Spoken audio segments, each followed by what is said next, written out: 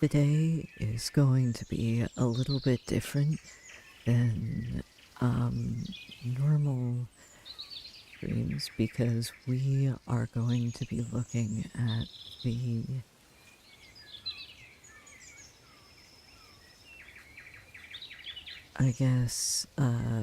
in-game history and architecture and in particular ruins of the Elden civilization that is supposedly the first civilization that inhabited the main area of this world, the Braided Shore.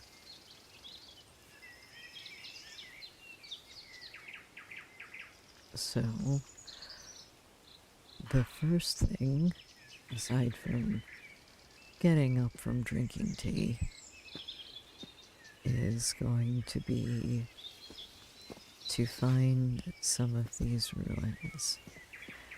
And that is not too difficult to do, at least on the surface. There are several different types of Elden ruins, and a lot of them are hidden and not necessarily on any map. So you'll have to look a little ways.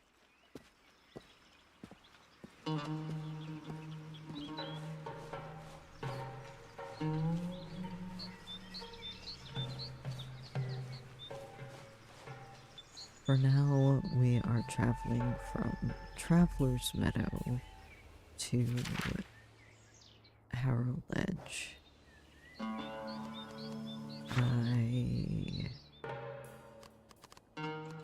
It has been decided that I have not eaten breakfast, so I am hungry. We're just going to munch on a garden giant, which has its own little lore if you want to look through it. However, for this, we're just going to eat it. Obviously, don't go eating lots of random mushrooms in real life, but so far I haven't had them in in-game on me. Now, the Elden civilization, as was mentioned, is considered one of the first. And because of that, a lot of what is left of them is ruins and rumors. One of the first ruins I came across when I was traveling.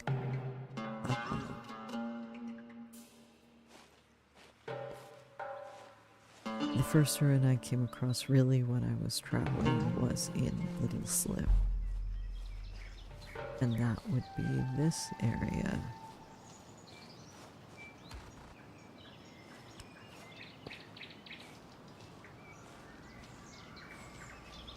Because this statue right up here is an ancient Elden sculpture that has a display mechanism that appears loaded.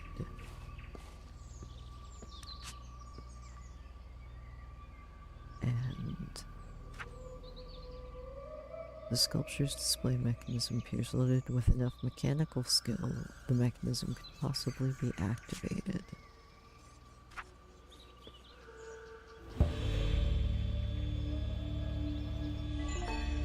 Smoke eats the hammer, hammer will eat the dawn, fat oil burnt hearts, the metallurgist Hakrun is my name, and I made this sculpture 5 rains before the day.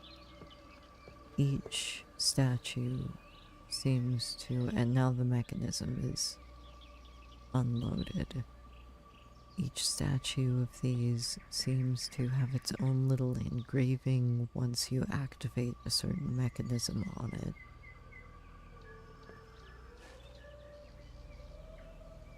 Those are not the only ruins in the area, although they're the only ones that can be definitively tied to the Elden, I believe. Um,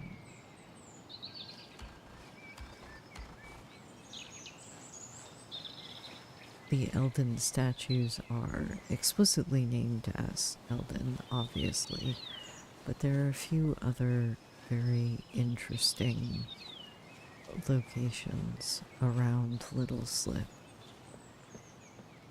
Um, one of which is the Voices Tavern. Welcome to you, wanderer. The tavern keeper says you caught us at a lively hour, traveler. I hope you'll enjoy yourself tonight, Sam.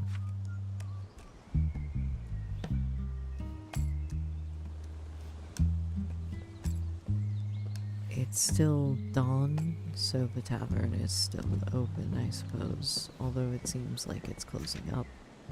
Welcome to you, wanderer. Good day, traveler. First time here, I assume? The place might not look like much now, but you should see it in the evening. This house is called the Voices Tavern.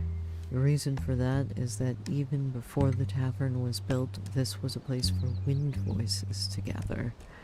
The reason for this is the unique geography. This is the only spot in the Braided Shore where no half-winds blow. Thus, it has been a retreat for wind voices seeking communion with each other or their inner selves, without any influence of the negative influence of the half-winds. About a dozen seasons ago, the tavern appeared, and the gambling that could be held here offers something no other gambling house could offer. Without negative winds, this is the only place in the Braided Shore where no bad wind luck exists. There, now I've gone and babbled my throat dry to soreness. Some other time I'll tell you about the cloud, but not today. Enjoy your stay at the Voices Tavern. I think you'll find nighttime the most interesting time to visit us, so. The Voices Tavern also, while being a very interesting location, is not necessarily exactly what we are looking for here. Although I may have to refer to my map. There's an interesting set of ruins called the Old Temple of the Western Wind. Unfortunately, it is in the middle of a lake, which makes this an annoying slog. But if you do get here, and you're lucky, there's a particular item you can find called the moss-covered knob.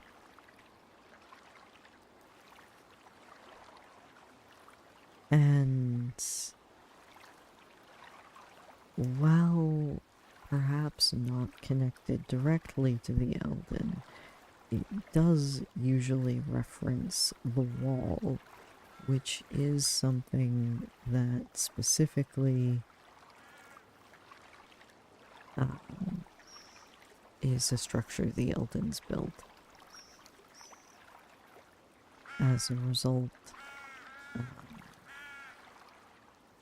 it could possibly be said that it is tied to the Eldens. However,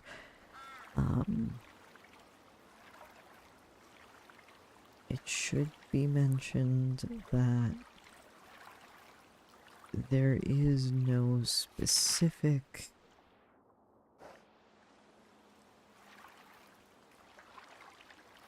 I suppose,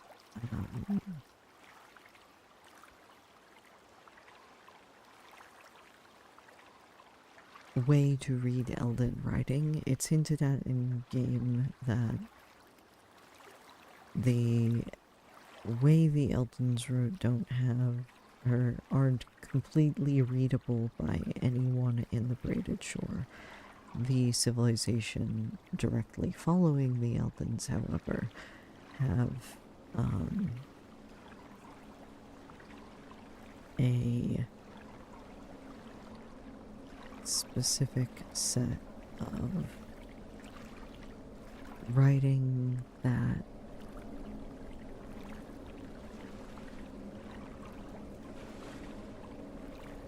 while almost impossible to read, is not completely impossible to read.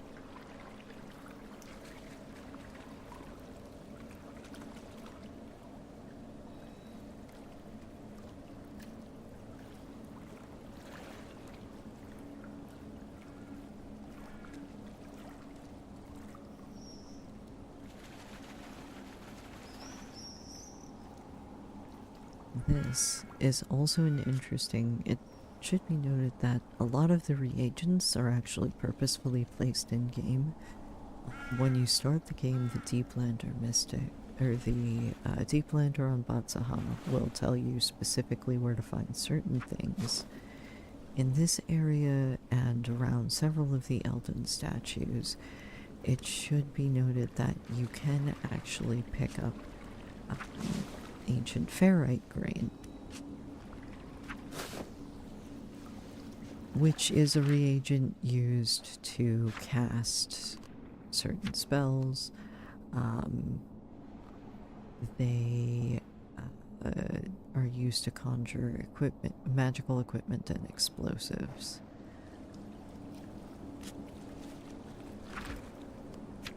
This is just frayed rope, which we will grab for funsies. But the Temple of the Western Wind could possibly be one of the few Elden ruins that still stand.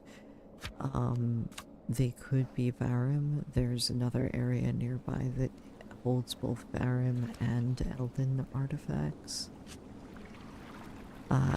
The interesting part about this is, as the caretaker in the Voices Tavern mentioned, the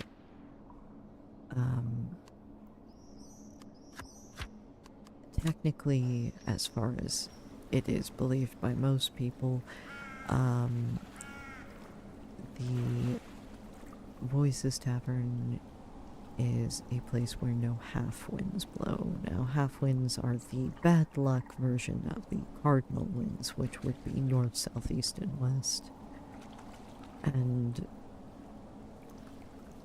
that generally has an effect on both you and your character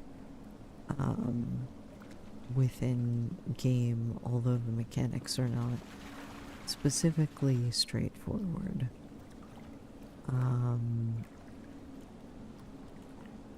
The most interesting thing I find about this spot is that it's hard to tell whether this is Varim or Elden in structure. Within game, it's known that a lot of the crumbling structures are usually Varim structures, whereas a lot of the intact structures, like the statue in Little Slip that I passed earlier, are Elden specifically because they are still standing. And we are going to look at some other Elden statues that, in fact, are also still standing today.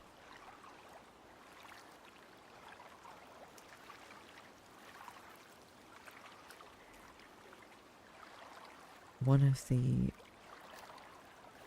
interesting things about the Elden, as I mentioned, their structures are still standing, and one would be the wall. And the wall is not actually someplace nearby. It is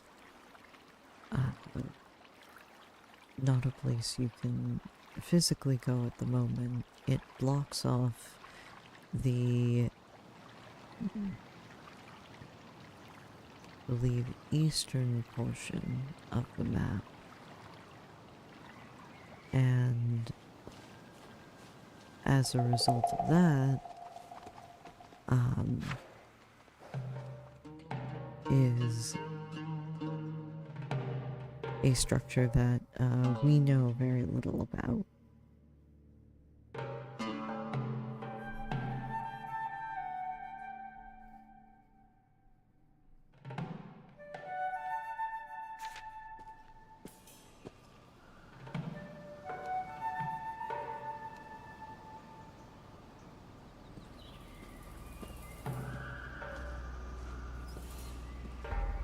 So entering this area, which is generally known as the Burnings, there are several different specific remains throughout that you can look at, visit. You can walk directly up to them.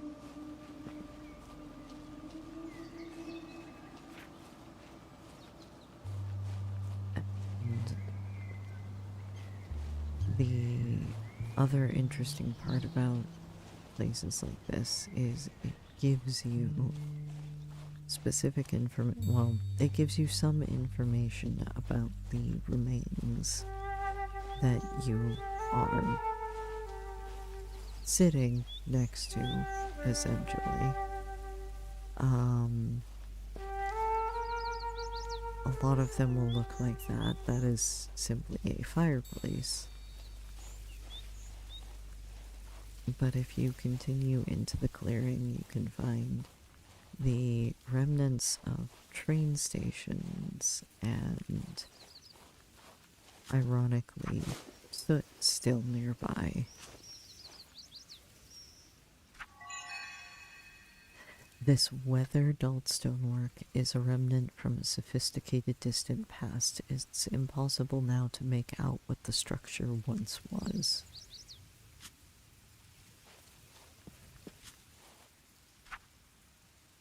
Though time-worn and weathered, this structure radiates an obvious antiquity. And each of these structures have their own particular descriptions, though most of them are extremely vague. There is a couple of notes before I go on to several of the other Elden statues.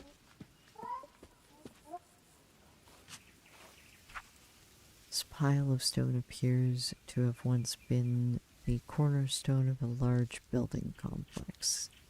That's a hint to note.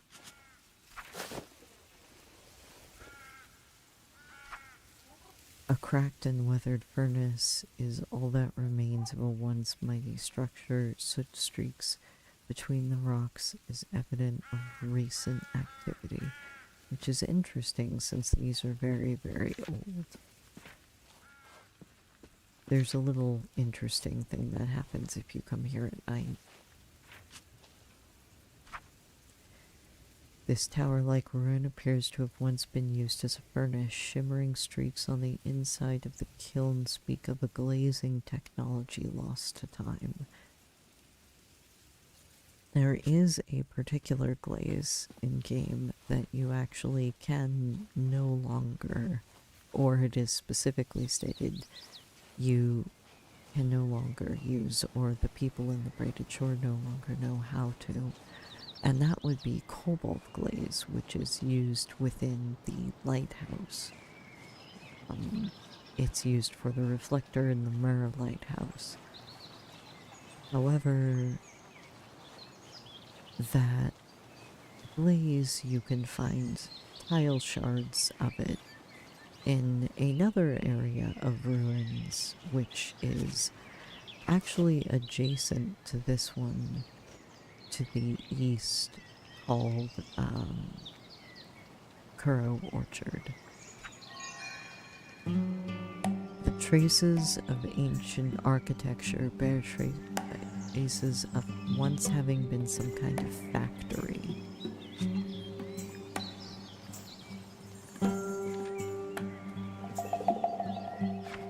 And now we're going to go take a look at some of the Elden statues below.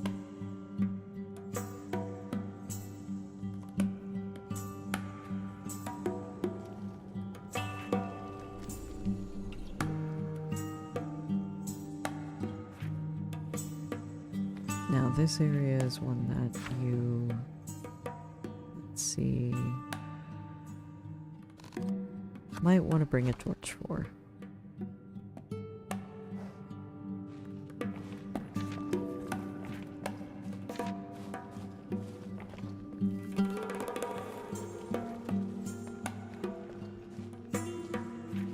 This is the once massive Elden factory underneath the burnings, currently just referred to as the underbelly.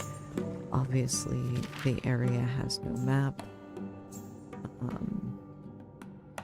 It only lists itself as the underbelly on the main map. And there are several interesting items that you can find down here, albeit occasionally, irregularly. And a lot of them seem to be Elden or Farum in origin. In fact, some of the item placements in-game seem, even reagent placements, seem rather specific, such as wind dust, which is actually very rare and difficult to find. It's a glittering powder sparkling with the essence of change, concealment, and transmutation. It gives you a hint as to what the item does and what spells it's used for. And I will show one of those spells shortly. But what we're really here for, aside from more wind dust, and it's interesting to note where you find them, is this room.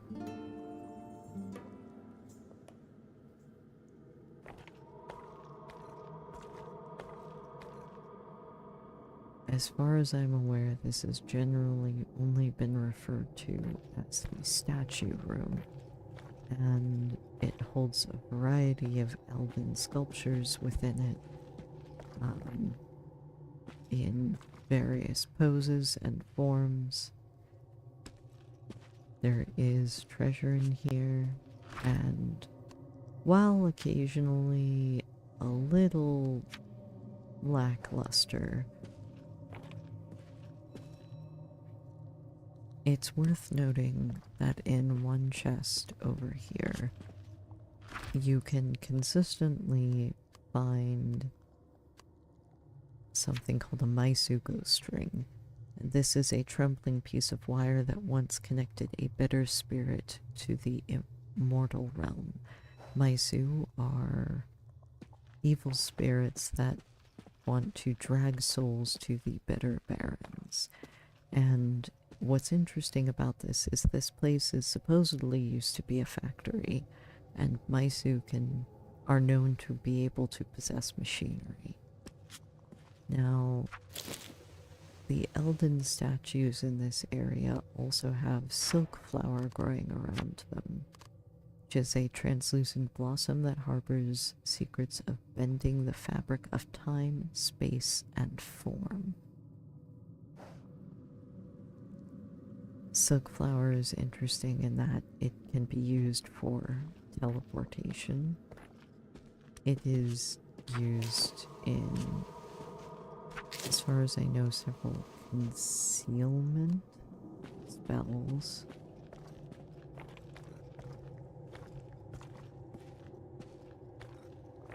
But another thing to note in this room is the shapes and how the statues are posed, because if you noticed earlier, the pose of the statue in Little Slip is very, very similar to the pose of the statue in the center of this room.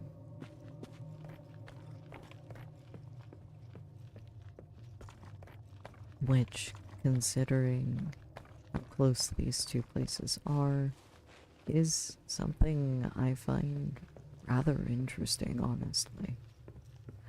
Oh, and if we're wondering about wind dust, there's an interesting ability called Fold.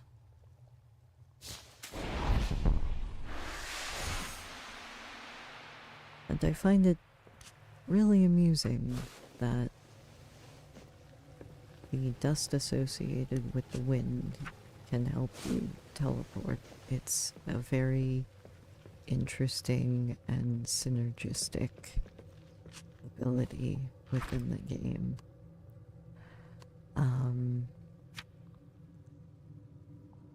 But that's interesting. Fall gems are also interesting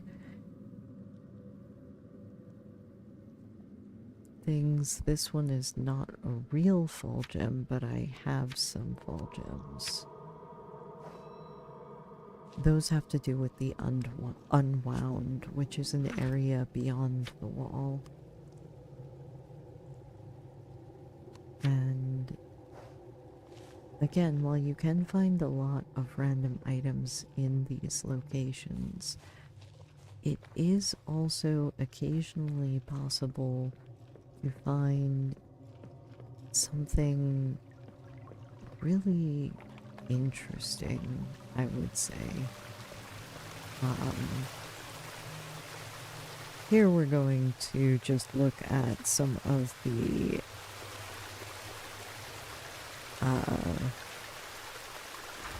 other locations you can find fun objects. I will try to show some of them in the room that I teleported to above the bridge before the statue room. You can actually occasionally find things like this. A knot from ancient times. This is a frayed and worn as to no longer be legible. It is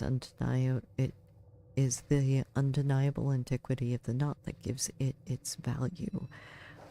That's also interesting to note because you cannot, most people cannot read any of the Elden material. This chest, very similar to the one in the statue room, is interesting because you find shade resin here. This pinch of ghostly dust is a remnant of a banished shade. Shades are a little bit like ghosts, but they're more woeful spirits. They hold a sort of, I guess, revenant sort of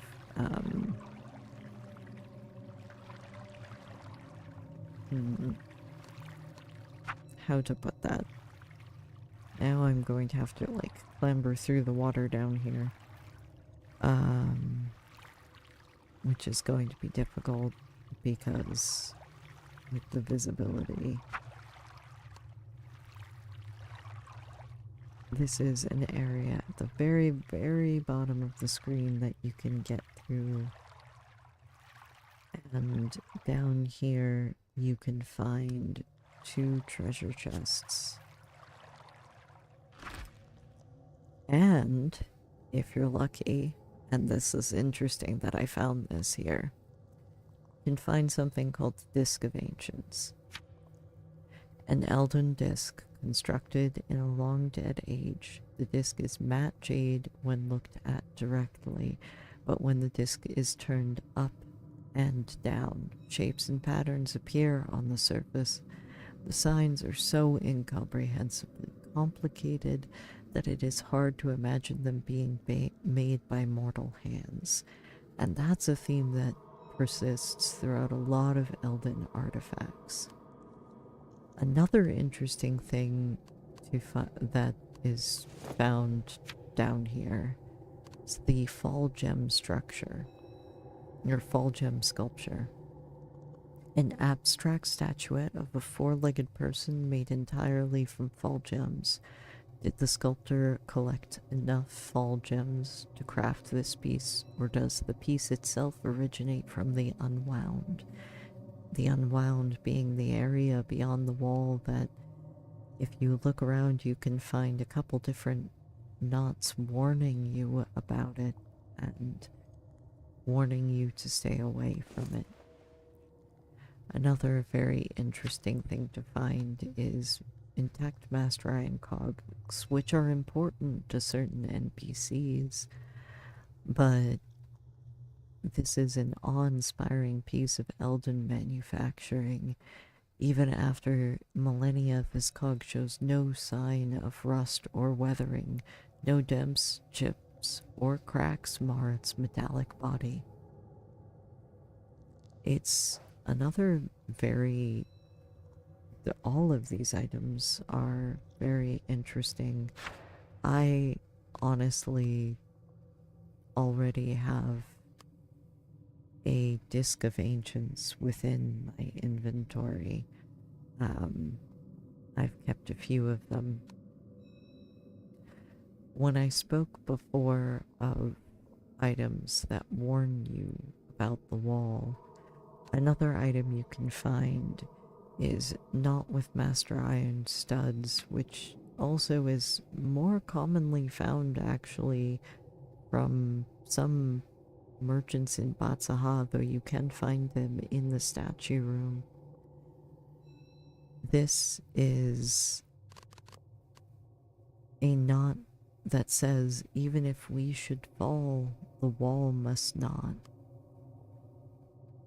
And I just find that so interesting that they have this kind of, oh, how do you call it? Another theme of this area is you can find several different rings, some of which tell stories about ages past. Some of them are simple artifacts marked with each wind decorating the sides. And it's wonderful that they put this in the game in this way. Although now let's get ourselves out of the water.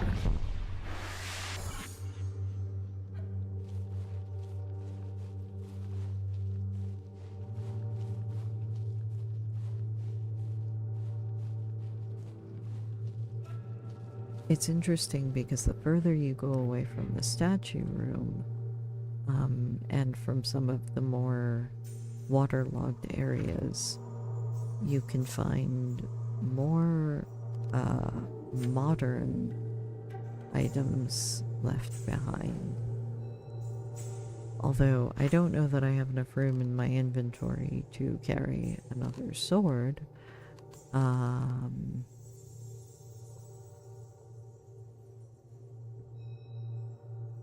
As I am already carrying quite a bit.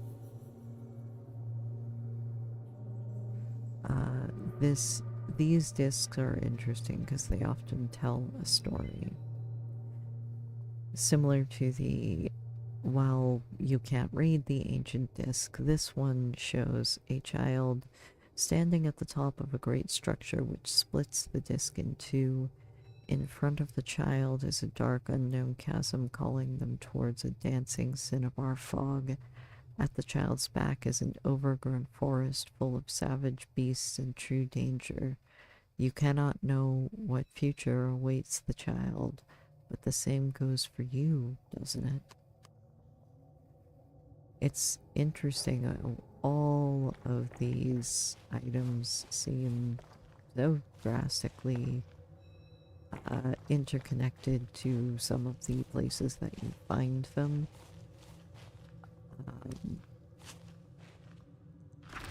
This obviously, as I said, is an area where you can find more discarded items, probably from other adventurers that went through here looking for the same treasures you are. But if you follow this other exit out, you come out to the north of the burnings.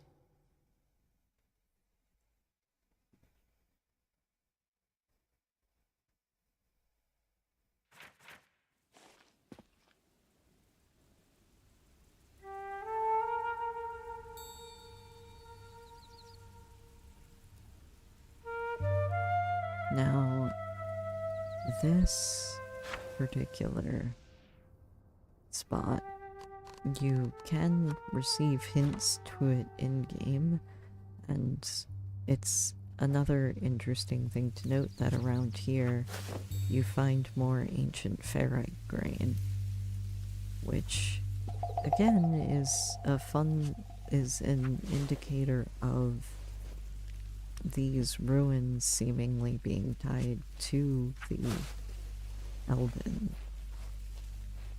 And I'm wondering if perhaps it was a byproduct of the way that they built structures.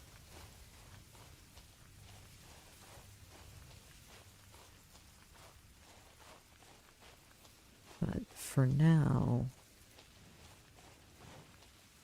we are going to head south and then east into Burrow Orchard, which you can find a few items tied to maybe old Kuro Orchard. But for now,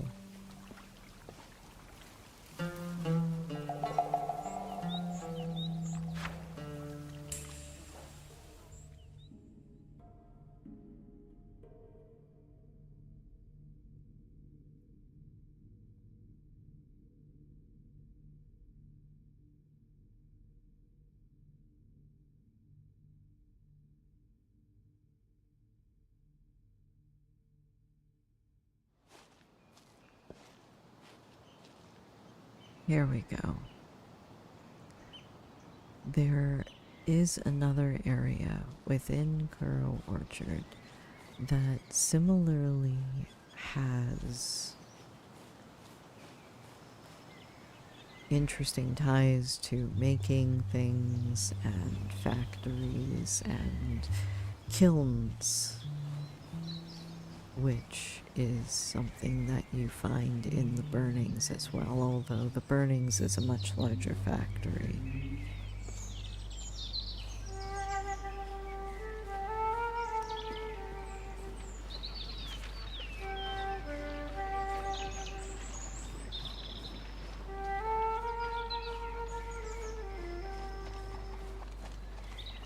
Sorry, I'm scaring away the deer.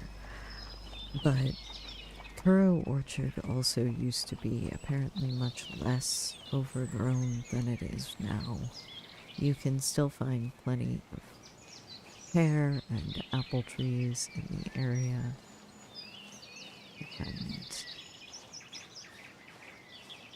But you can also find this dig site, which is one of the more prominent landmarks, I would argue, in the area.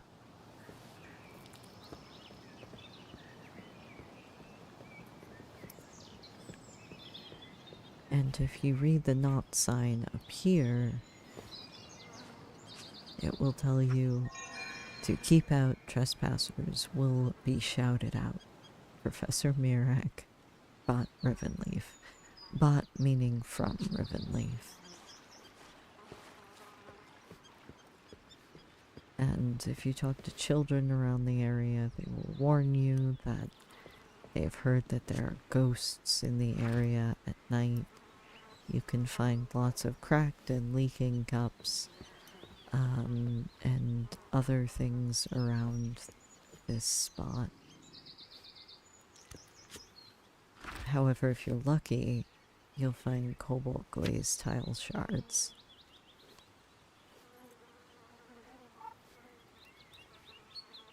They're unassuming, and the text doesn't give you much to go off of. It simply says what is broken is merely something whole made into parts, parts that wish to be new things. A shard has a life of its own. It may become part of some other form or remain alone, sharp and eager to cut. As a listen, artist.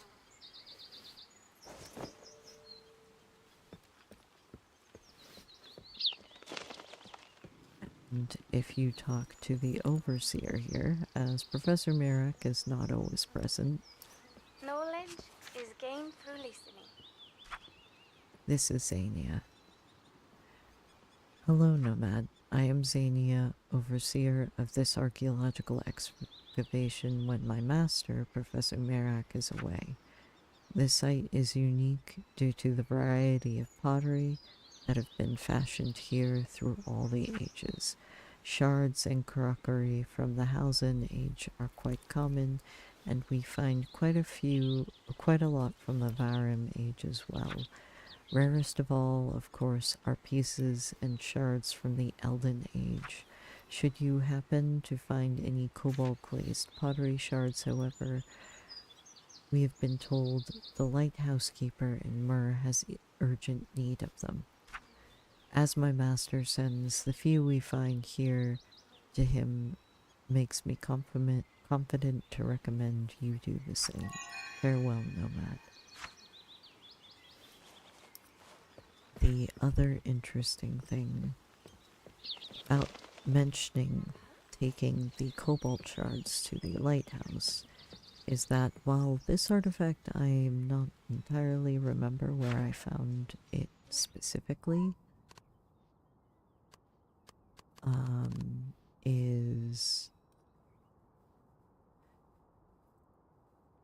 there is a Mercian teacup, although I don't specifically have it with me at the moment, that mentions a monument in Mur that was of Elden make. And if you talk to Zania further, she mentions that Merrick did find a way underground into a kiln, through a kiln, and I wonder if that was this one back here, as it's one of the only ones hidden behind several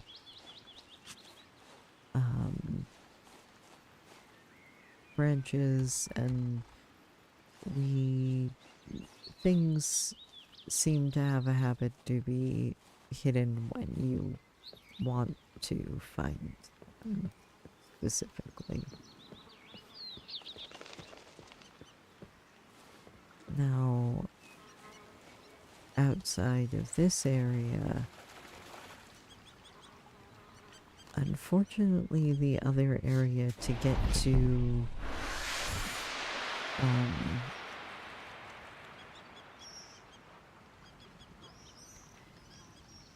for the Elden statues that is not in the Little Slip or the Burnings is all the way in Jade Urn.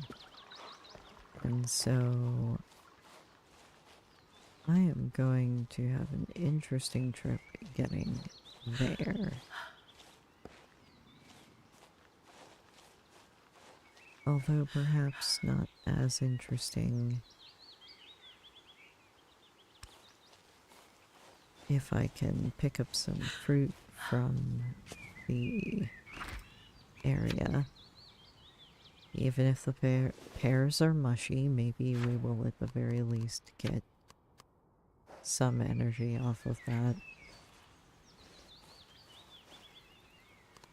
But now, let's see if we can see the rest of the Elden statues.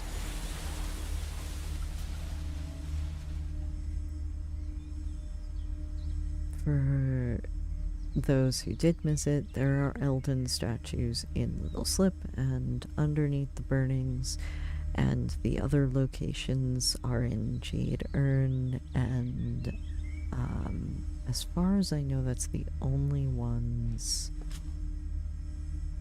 currently that you can find. There are several ruins that may or may not be tied to the Elden. And interestingly enough, while the Varim don't seem to have left much behind, and the Halzen are recent enough that several of their structures still remain, the Elden structures still have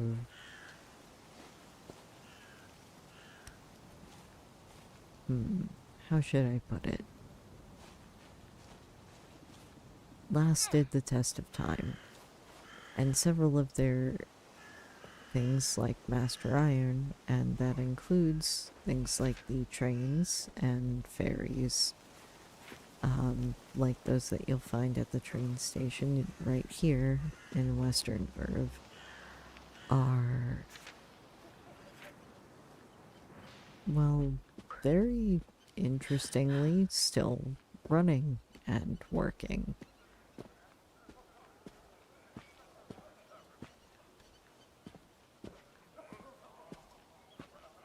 But for now, we are going to see if we can make our way, oh jeez, all the way back, or all the way south to Jade Urn.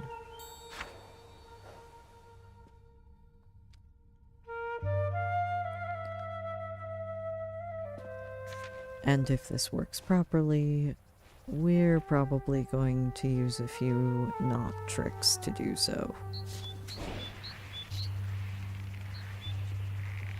The first of which being this. There are several knots that allow you to change your shape, and Horde of the Deer is one of them. And I would argue one of the more adorable, although you can turn into a cat, and turning into a cat is rather nice. The deer moves much faster than a regular walking speed, particularly if you have skills that allow you to move faster along roads, which makes it much easier to get around. Now, there are possible Elden remains in other places. As mentioned by the item, the traditional Myrrh teacup, there supposedly was a specific monument in Myrrh that none of the excavators can find. Perhaps that monument was actually the lighthouse, considering the lighthouse actually has a cobalt reflector.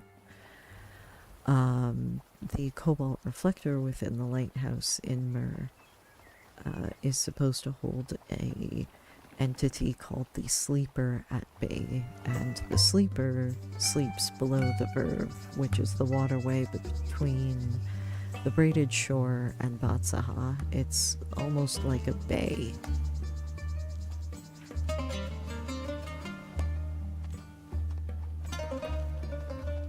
And so for now, we are speeding along, and I'm going to try to get to the rest of the Elden statues as quickly as I can.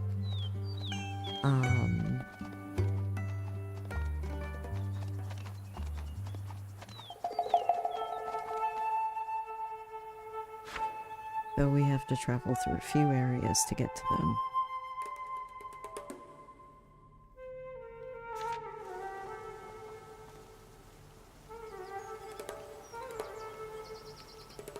But apologies, as we are doing an random lore archaeology dump today. I have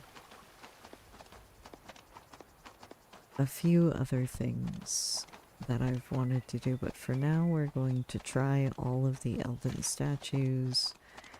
And while I activated one of them in Little Slip, none of the ones below the burnings can be activated or give you poems in the same way. At least not that I've found.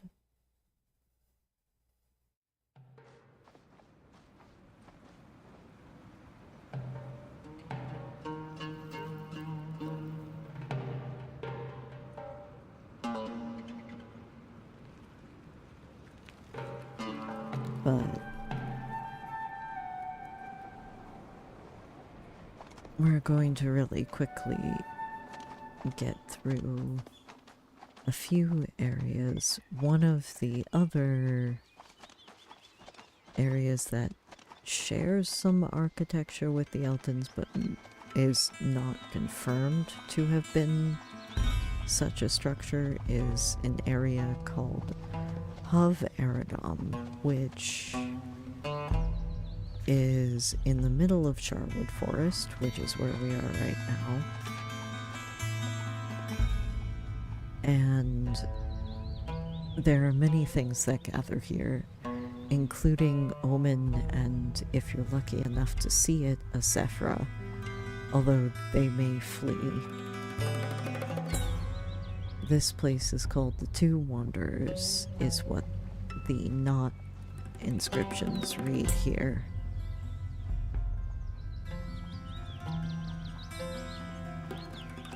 And while I've yet to find any particularly old items here, there are a few hidden chests, although I am going to avoid opening those at this very moment. I am, however, going to attempt to remember the easiest way to Jadern, which I believe is to the south.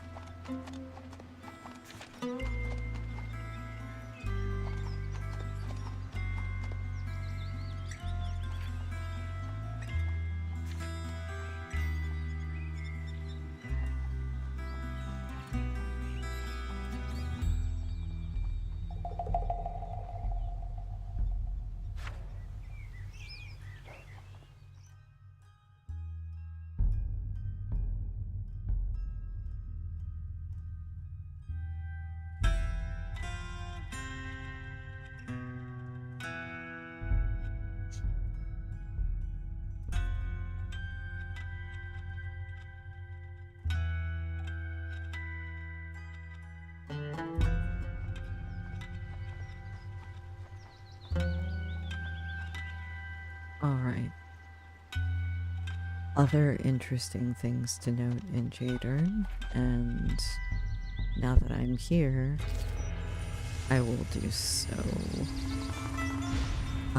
As it's mentioned early on in game, there are certain reagents you can find in certain locations, and some of them are known to be found in more magically inclined areas than others.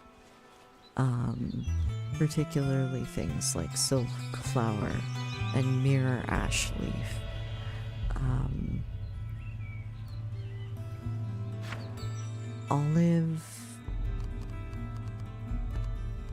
Olive leaf, fragrant leaves possessing essence of energy, protection, and plenty. And that should tell you something about the area that you're in.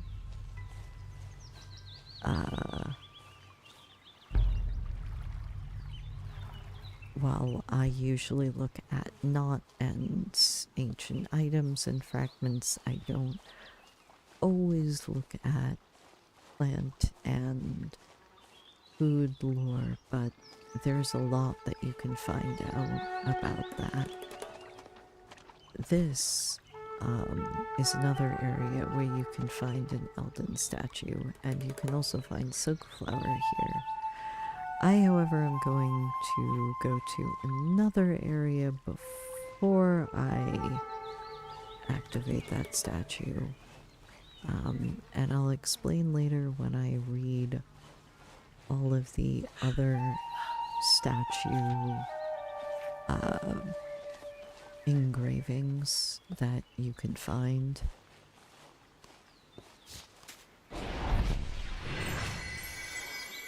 Other way to try to get to where I need to go faster, not of the cheater. But not every area you find in-game is going to be easily found or on the regular path. You notice you can find Mirror Ash Leaf up here.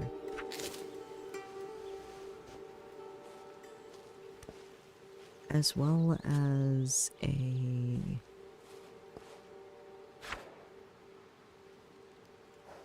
entrance to something called Jade Urn Pavilion.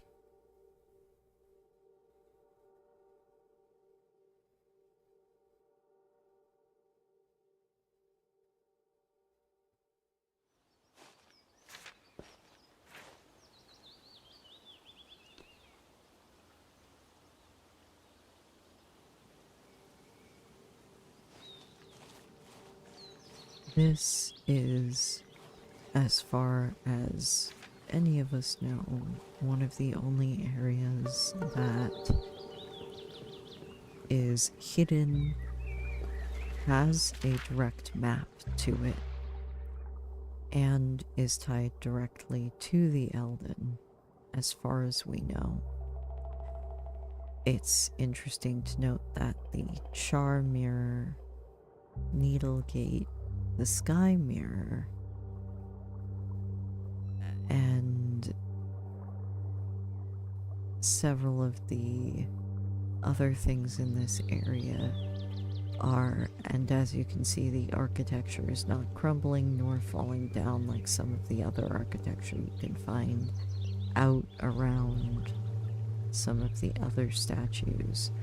But the statues here all resemble some of the statues you can find underneath the burnings, each of them having their own specific pose, this one being very reminiscent of the one in Little Slip. And with the specifics of the Elden Age being unknown, as far as we know, the Eldens were a civilization that called the Braided Shore their home before the Asken folk arrived. That would be most of the modern folk here. Little is known about the Eldens, beyond that they are the first known inhabitants of the region, now called the Braided Shore, but what they left behind suggests a great and powerful civilization. The industrial machines and railways around the Braided Shore and even the wall were all built by the Eldens, and largely remain a mystery to this day, even though all cultures that followed them have used the machinery in some way, shape, or form. The Eldens left an undeniable mark on the landscape and history of the Braided Shore, yet the circumstances of their eventual disappearance remain unknown. While I have a few theories about that,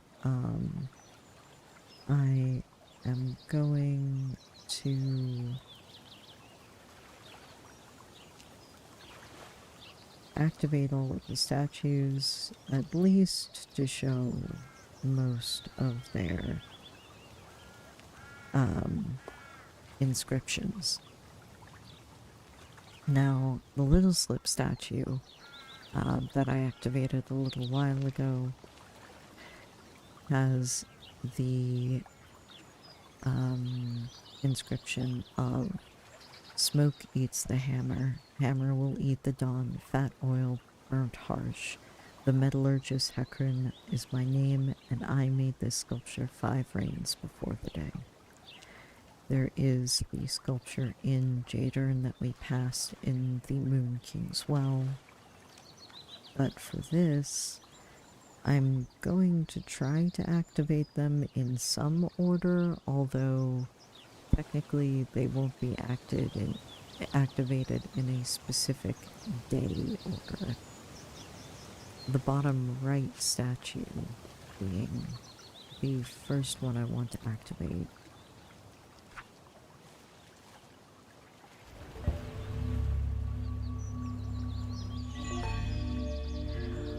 Humming iron swallows the quiet, a heavy mantlet some days are, the red blood smells of rust. The mechanist Sumut I am, and I unveiled this sculpture 11 rains before the day. It's interesting that this one says unveiled, whereas the statue in Little Slip says raised the sculpture, or says made this sculpture.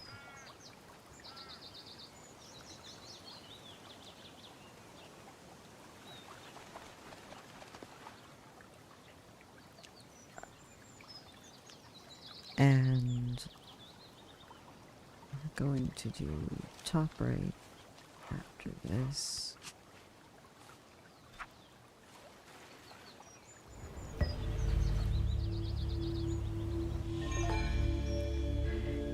Each one fallen, I bring petals in space and time, no consequence or import. The administrator Nabu I am named, and I made this sculpture 3 rains before the day.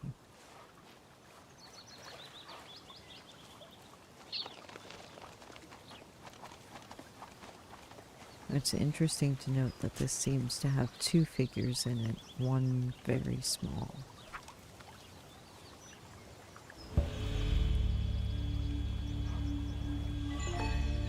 The sun to the moon, the tool to the machine, the people to the omen, the librarian Olakir am I named, and I made this sculpture 2 rains before my daughter's birth, 3 rains before the day.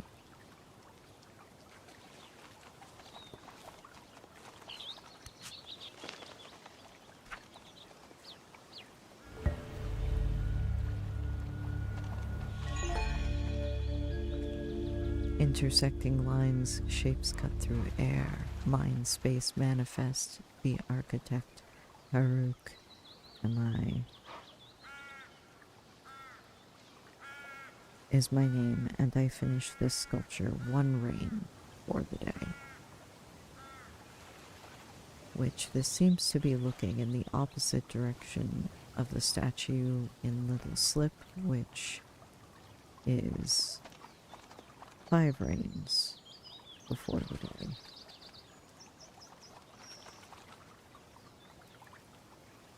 And again, each of these has different wording that says made or raised or unveiled or finished, which is something I've always wondered about. Now I'll go back out to the other statue in the Moon King's Well.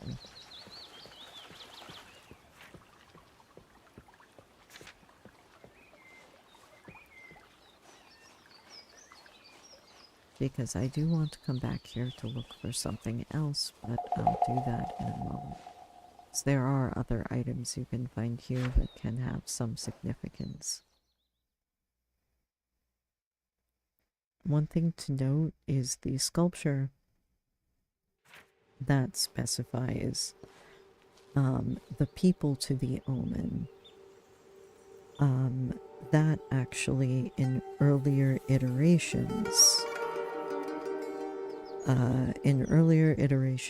of the engraving, and this was changed by the developers in game, said the Sephra to the omen, not the people, which is an interesting change because the Sephra, which are powerful spirits, some regard as guardians of the Braided Shore, and are fickle, well, not fickle, they seem to have an understanding beyond mortal morals, and that's made clear through a few different interactions you can have with them. Whereas some seem kind and some seem rather aloof.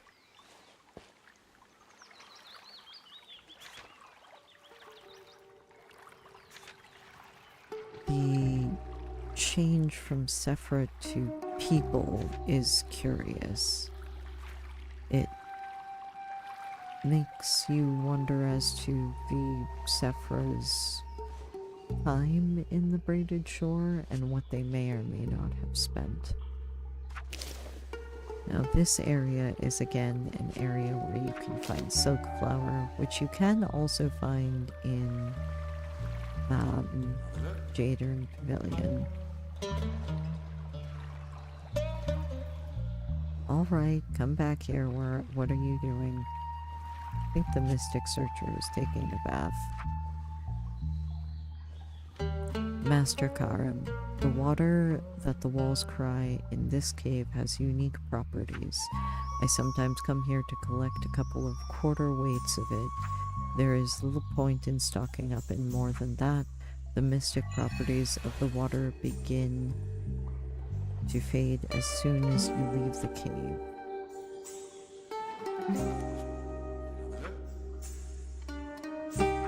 And if you talk to the lighthouse keeper, which again is the lighthouse in Mur that has the cobalt tile shards that are made with a glaze that is believed to be of Elden manufacture, he tells you that when Master Karim, who is wandering around and gathering water at this point, meets at the tea house, though I've yet to be able to catch him there, to talk about the Sleeper, which is supposedly the entity that the light from the lighthouse reflector using the cobalt shards keeps at bay. Now this is one of the last Elden statues I'll activate, and I'll say why in a moment.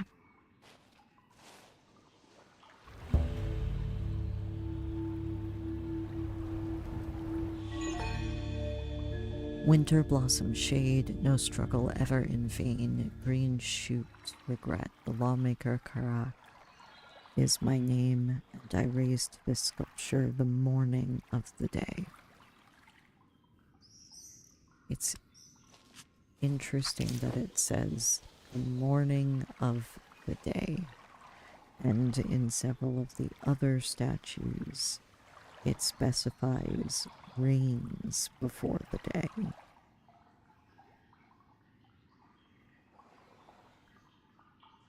For instance, the little slip statue was 5 rains before the day. And the statue in the bottom right of Jadern is 11 rains before the day. It's strange because a lot of them seem to be 5, 3, and then the day. The outlier being the statue that was unveiled 11 rains before the day.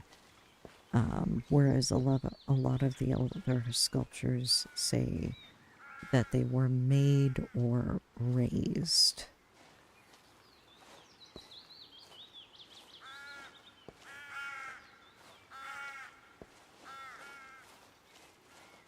And to be specific,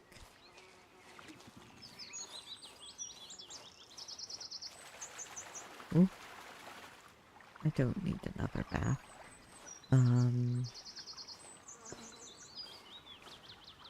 To be specific, the Jade Urn statue, the one that we just did, says raised, whereas the statue in Little Slip, the statue in the top right statue in Jade Urn Pavilion,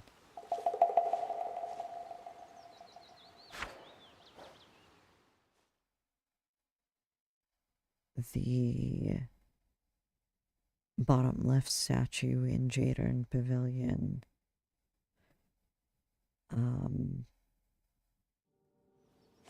all specify that they were made a certain number of rains before the day. The top left statue specifies that it was finished one rain before the day.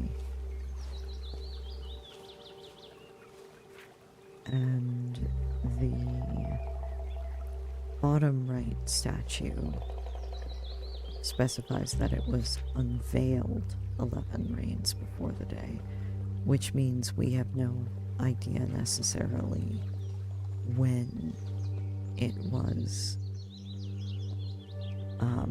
made in relation to the other statues, which seems to have been made much closer to the day, whatever day that was. Another thing to note is that early on in beta, when you activated the statues, and I believe it only had to be these 4, you could clear moss away from this statue, and I don't believe it gave you anything specific, but it gave you the ability to clear moss from it.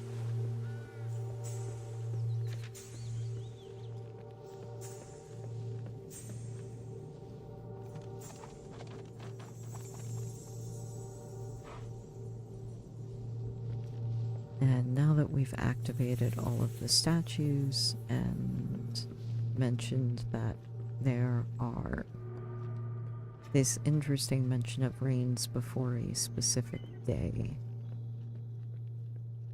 there's also sometimes a strange knot message you can find over here. This frayed knot piece of writing says, Day 4. It's been raining for days. There is no dry firewood. The rumors appear to be true about these ruins. I hear the heavy pats of creatures circling my camp at night, invisible yet present. Are they the servants of the heart-twisted enchanter whose abode these ruins once were? Will I live to find out? I've decided to stay just one more night. There are still some stones I have not yet cleared from moss. The moonstone must be close. I know it. And it's interesting that it does mention cleared moss, especially since, as I said, in beta, there was the ability to clear moss from spaces. And a lot of the items you can find here are simple and cheap and broken down. However, a lot of the reagents you can find here, like silk flower and mirror ash and ancient ferrite grain, which can consistently be found around Elden monuments, are a little bit harder to find in other locations.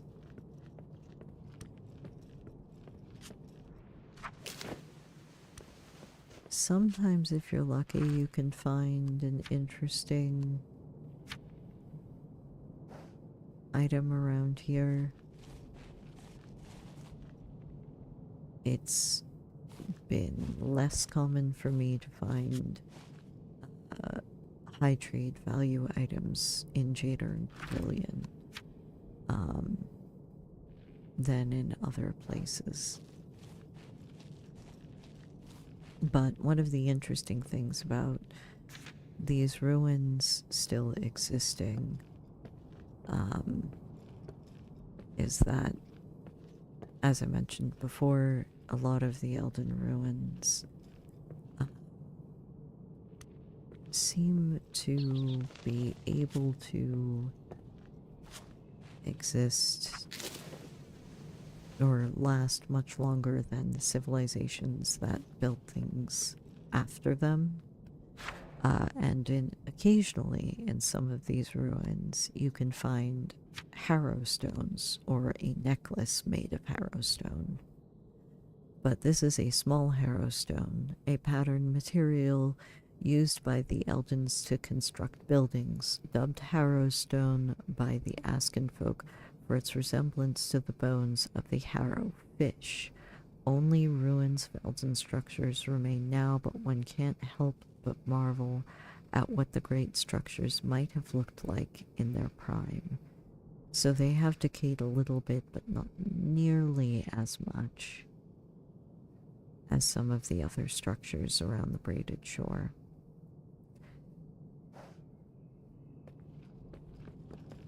And as I mentioned, they built structures like the wall, they built the factory underneath the burnings, they built this entire massive pavilion.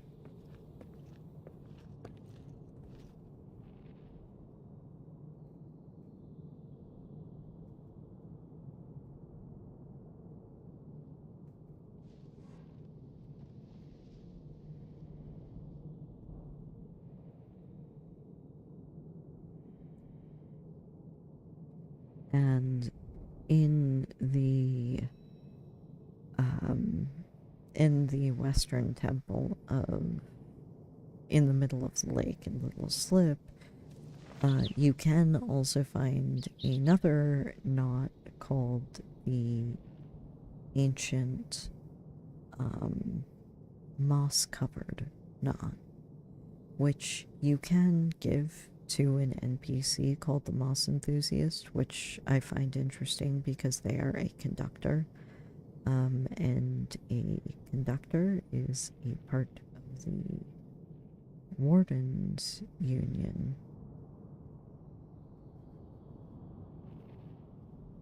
And it also references the wall, which is something I might do a little bit more in another video. There is, however, one other item which I have found hard to find. And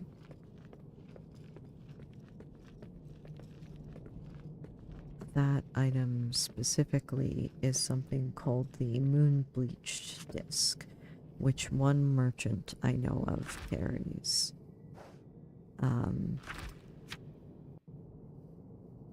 Jade is another substance that supposedly was made in the burnings. It is said that there is a jade furnace underneath the burnings, which you can collect parts for.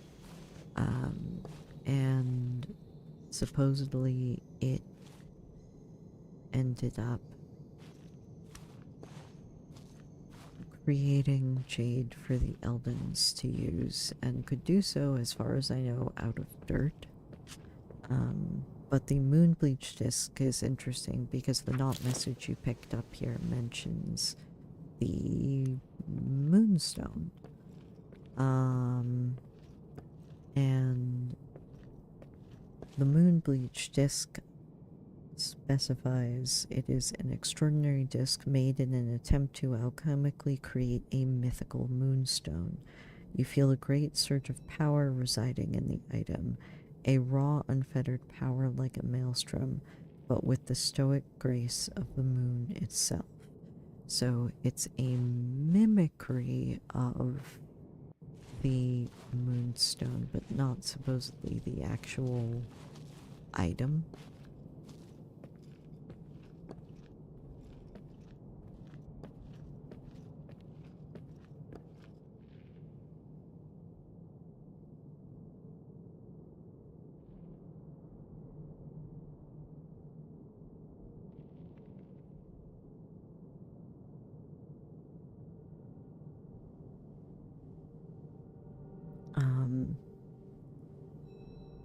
As far as I know, the moonstone doesn't have any specific ties to the Philosopher's Stone, as the Moonstone seems to be a natural thing in the Philosopher's Stone. From real-world alchemical lore is man-made. The moon bleached disc that you can buy off a merchant does seem to be alchemically made, and as such may have some magical, or may be in tribute to the powers of the Moonstone, or at least they were trying to get it. There isn't a lot of lore about what the Moonstone was, or why it was here in these ruins. A lot of the specifics about the ruins seem to revolve around the elven statues, and how they reside here.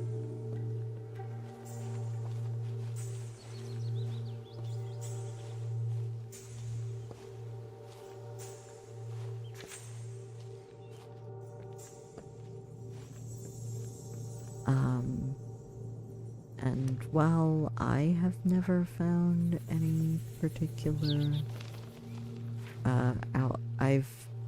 I personally have never found any moss in the central area, mostly algae and ancient ferrite grain.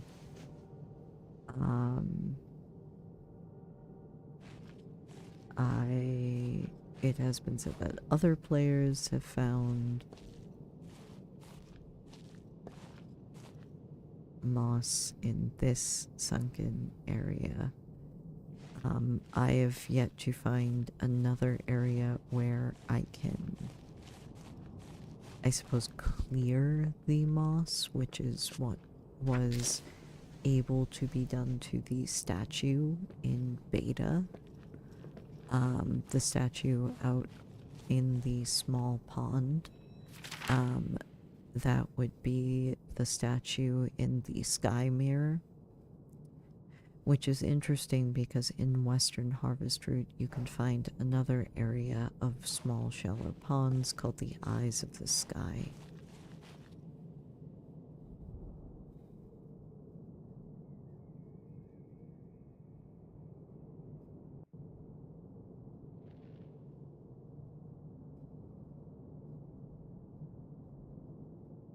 But the bleached moonstone may be a Philosopher's Stone reference. The actual moonstone, I doubt. I've never found any moss specifically in this area, usually simply jade algae. In the underbelly, you can specifically find underbelly moss, which is a certain type of moss that is only commonly grown down there.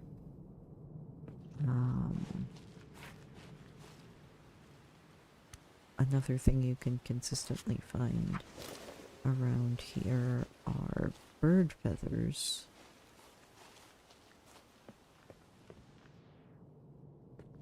And if I have the ability to, which I may or may not, depending on what I have access to in my skill book.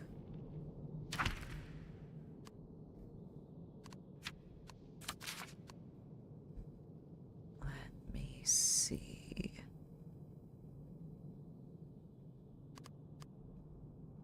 I do have it. Alright, we shall see if this works. One other interesting thing that I found around this area, although it's more just, I suppose, a nice view.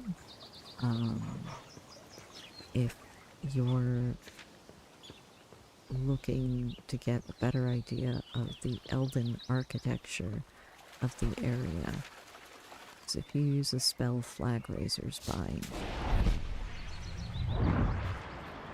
you can now see there is a top of the pavilion that has a gold rounded top. And let me see if I can zoom out a little further.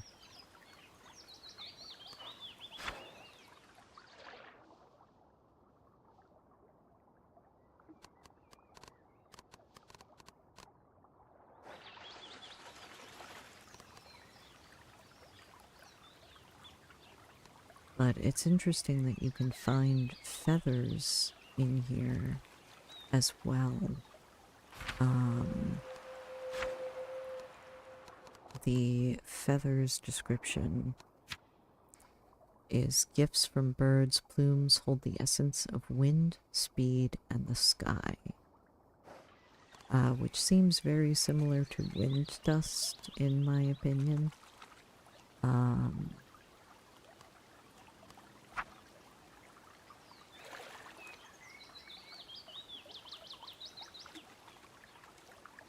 Let's see.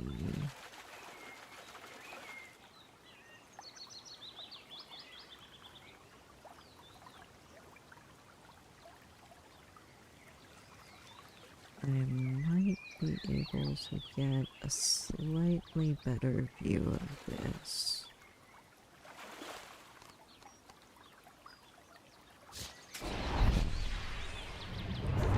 There we go. And that is the top of Jade Urn Pavilion with the golden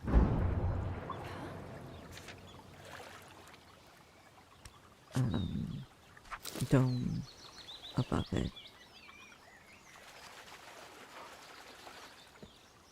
And as far as I know, that's a lot of what you can find, at least as far as specifically Elden architecture goes. There's some architecture in ruins that might be Elden or might be Varim. As I said, it's usually specified that the Varim architecture is much more fallen down, and as you can see, the architecture in here holds up pretty well.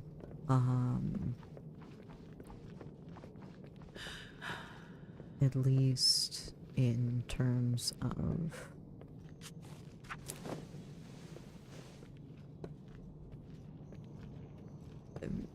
not fading for 5 ages, as we are currently in the 5th age in game, and the ages of the Braided Shore are the Elden, Varim, the 3rd age, which would be the Age of Settlement, the Age of Dynasty, which usually holds, or the Halzan Dynasty, which was when the Halzan family ruled in Casa, which is a city to the south and controlled much of the Braided Shore at the time.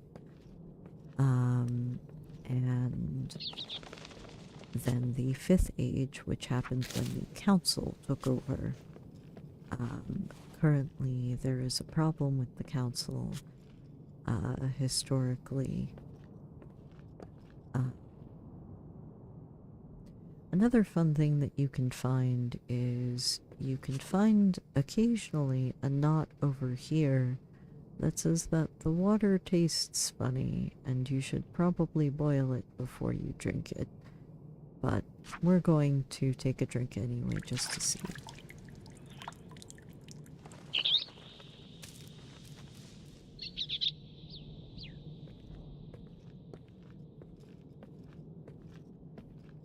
That's interesting. I think I heard a small chirping sound. But nothing else in particular stands out.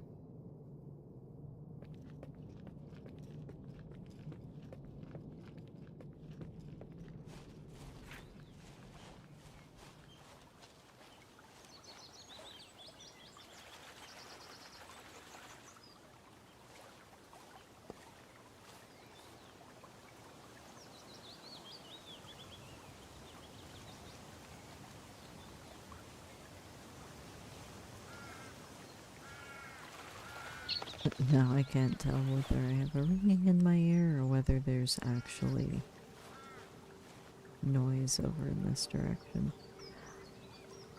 But yes, oh, once these are unloaded, they take a while to reload, so it's a little difficult to test them consistently.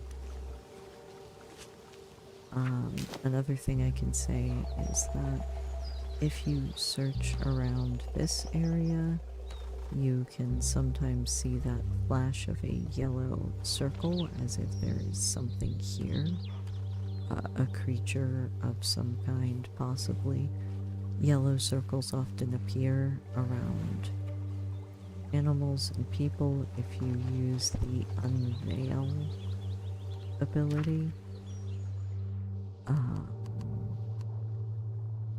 Do I have unveil? I do.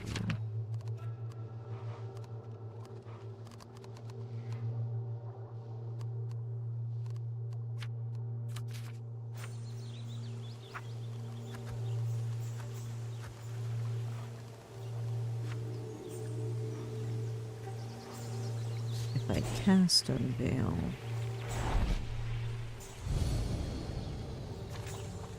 you can see creatures and other individuals appear with a circle around them. It does not necessarily seem to unveil whatever's behind here. However, Maisu are known to be invisible.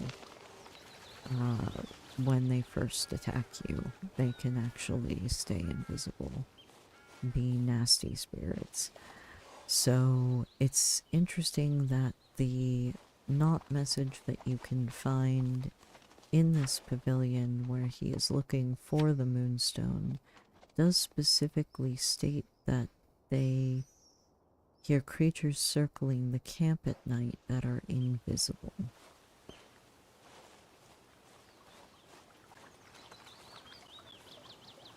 So that's something to keep in mind as far as the Elden statues goes.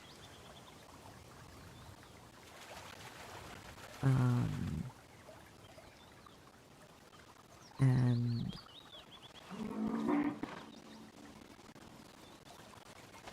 for now, I think that is about it as far as ruins for the Eldens and any specific item lore about them.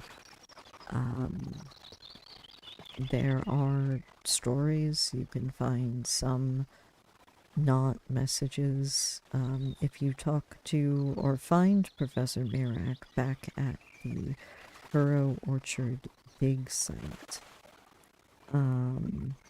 then he will tell you that he believes he found evidence of something he is trying, of an age before the Eldens that he specifies as the I believe prehistoric era or age 0, which he claims is sounds a little pretentious. I think it sounds silly. However, the implication is that there seems to be at least some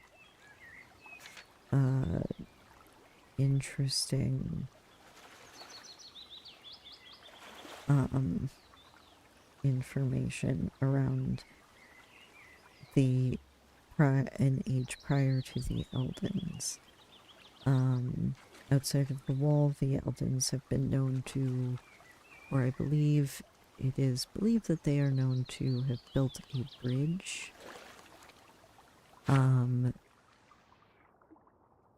outside of building the wall. And if you look at the char disc of Batsaha item,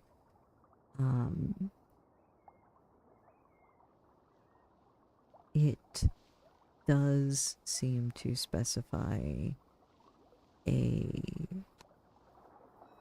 bridge. It says a midnight shard disc carved from onyx with a shiny golden inlay.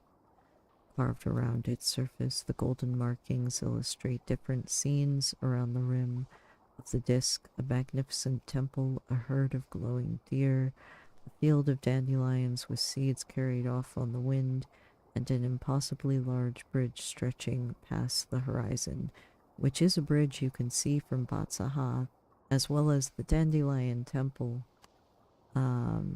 being one of the major landmarks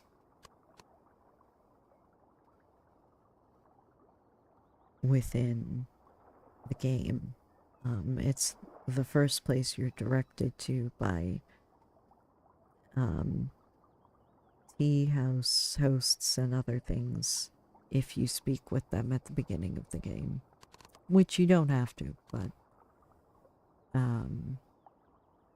and as far as the wall is concerned, this interesting item, pale ivy roots, are pear marble ivy clinging desperately to the harrowstone of the wall. Harrowstone being the building material.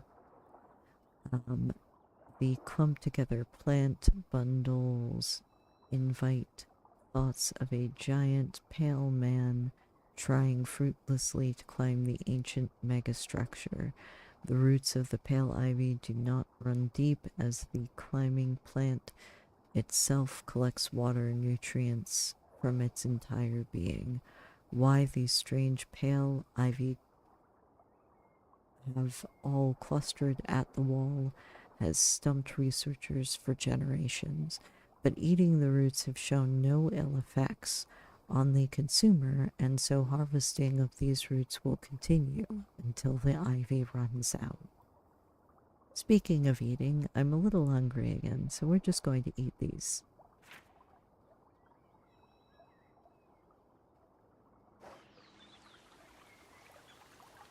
Doesn't seem to have done much, but I'm no longer hungry at least.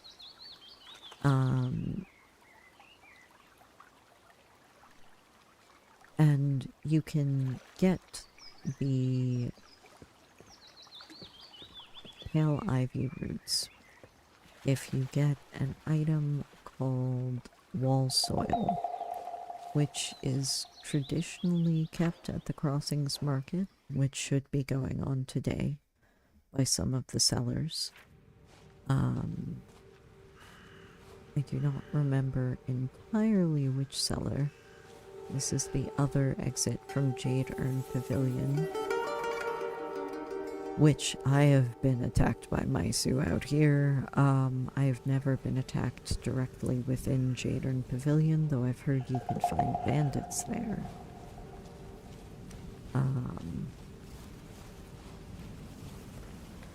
And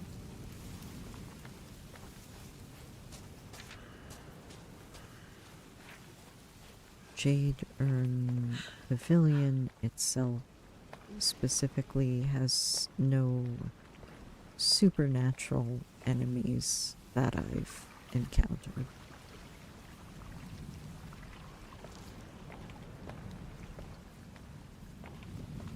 The wall soil that you can get at the crossings market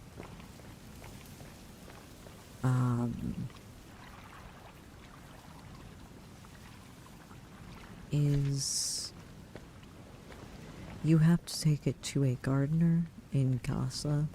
If you wander around the city a bit, you'll find her.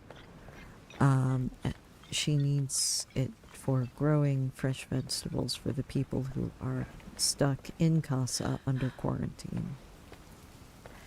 And so, because of a strange, mysterious murder in Casa that I will not get into because that's not the scope of this,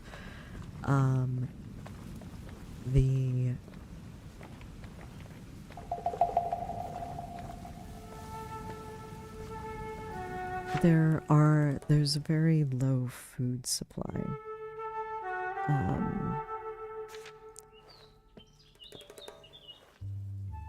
I have been attacked a couple of times on Alkenrock Coast by Maisu, but never within Jadern, only near the entrance or near the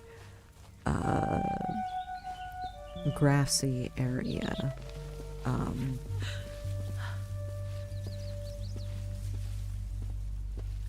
So the Jadern Pavilion itself seems rather devoid of enemies, and I've only heard of bandits attacking people there.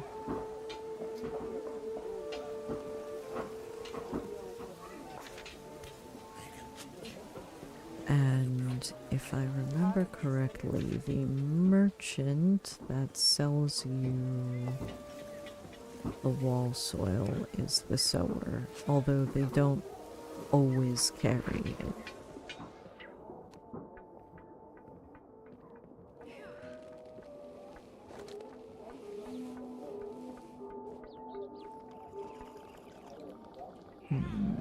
Mostly seeds and plants today. You can also find other types of soil, such as soil from Oso by the canal, which gives you a different item.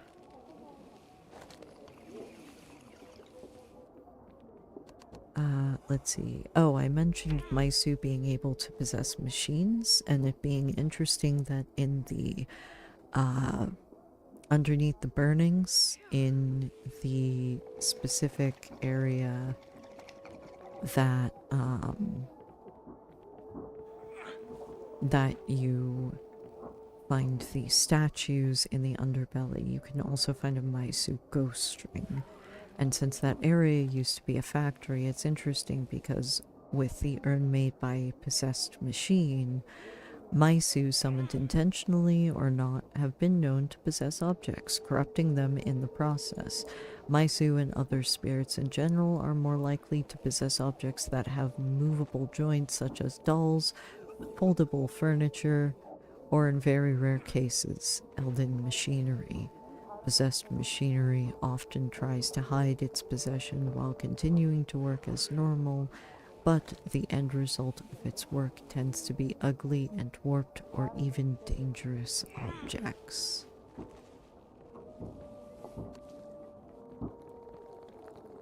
Something to keep in mind, I suppose, if you are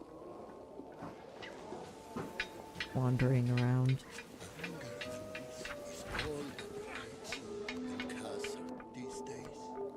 But I was pretty certain the sower was the only one that sold the soil for the wall soil specifically.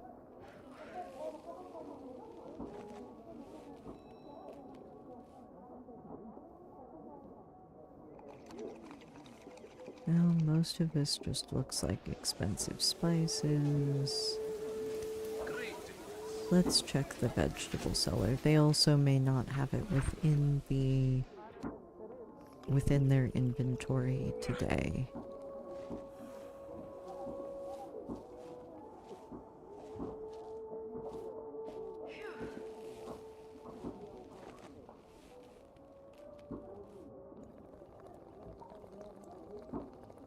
Seems like they don't have any within their inventory. Package of deepland roots. The deeplands is right where the wall, near where the wall is. Package of deepland roots, also known as So-Idra roots or deepland vein roots. According to legend, So-Idra was the ruler of a short-lived kingdom in the Deeplands. During the Third Age, which would be the Age of Settlement when the Asken folk first came to the Braided Shore, actually, Many tribes formed and their settlements grew into towns, and towns grew into small kingdoms.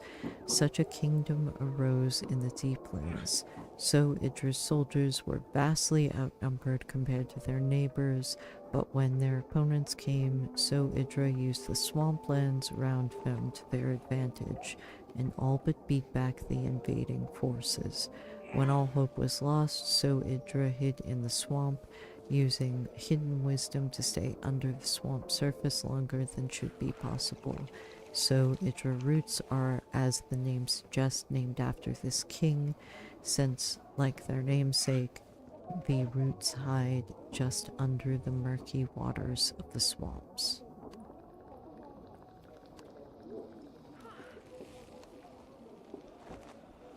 Which is another interesting thing. Oh, Riverfield bears. Those are also interesting. Let's see, how much would I... 100. Oh,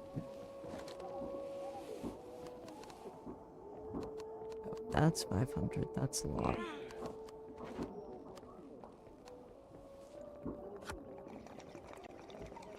No, that gives me 50.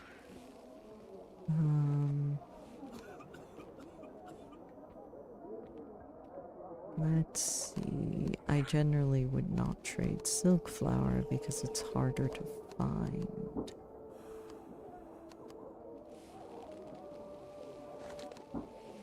Trade acorns. That should get me enough. Another interesting thing is the Riverfield pears. There was another sword at one point called the Riverfield Guard. I believe that sword has thus been changed to the Riven Leaf Guard, although I'm not sure. Pears preserved for more time that can be counted from a place that does not exist.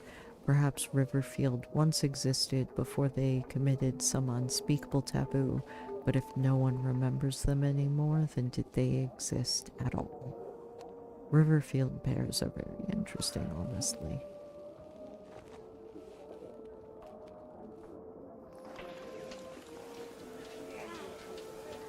But if I'm remembering correctly, like I said, the sower is the vendor that has the... Yes, this seller has a lot, carries usually flowers, but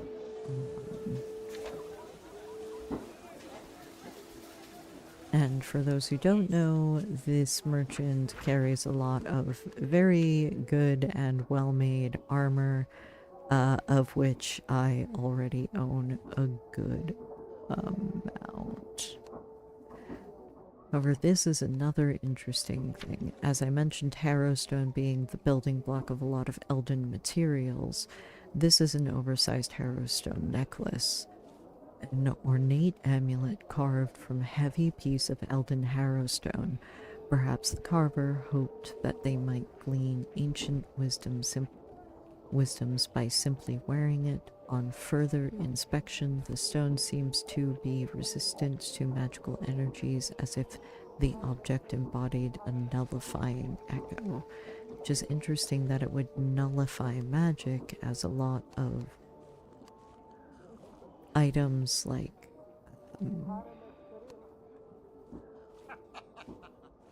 fall gems that are supposed to come from the unwound are known to be magical.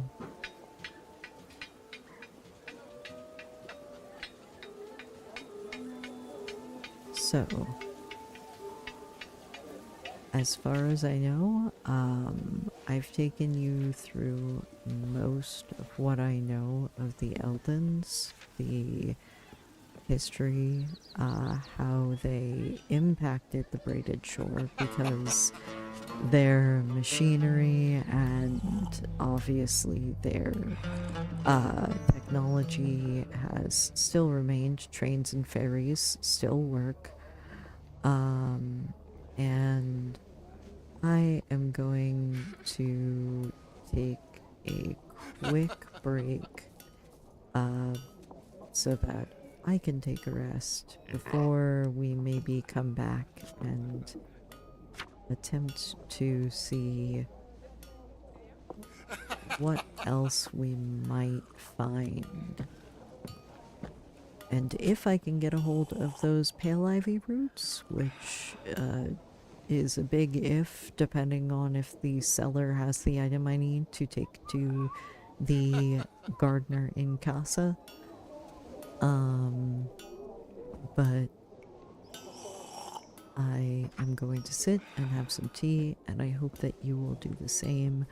And perhaps after this, we will go on a short quest. Thank you, and I will be back as soon as I can.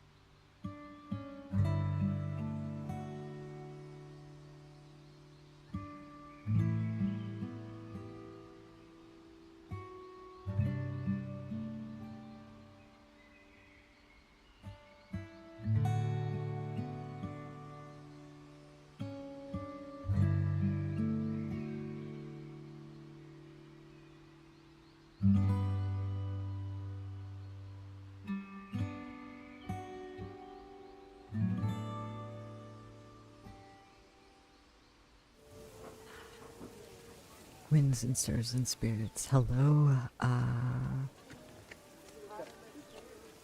I have gone to Market Day in Crossings after spending the early morning running around and looking at ancient ruins from one of the first civilizations of the Braided Shore, the Eldens, and one of their, I would say, most interesting accomplishments outside of, I don't know, Good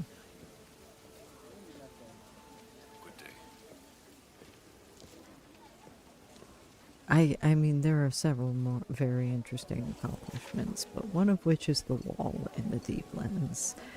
And if you can find the odd goods merchant at the Crossings Market, one of the items you can find from them is called a small purse of wall soil. It is a pinch of strange soil from the ground just below the wall. Over the decades, pieces of the wall have crumbled down and mixed with the soil below. Mixing some wall soil into the soil in your garden can have peculiar and unpredictable effects on the plants that grow there. Let's see, I think... Oh, now I have to figure out what I'm trading for. And all of my items are...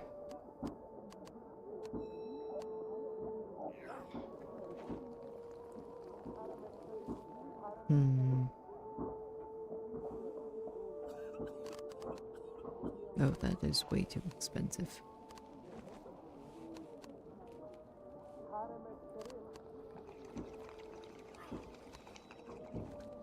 Yes, I have a lot of silk flour.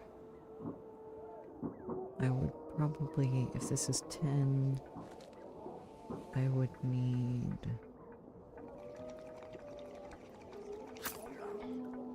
Oh, that's so many extra zeros.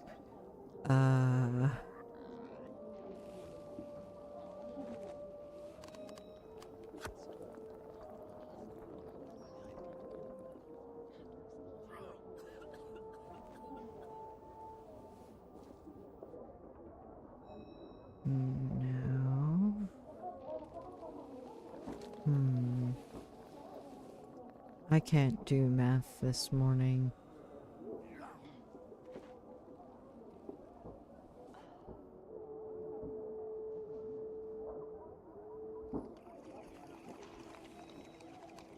I really can't do math this morning.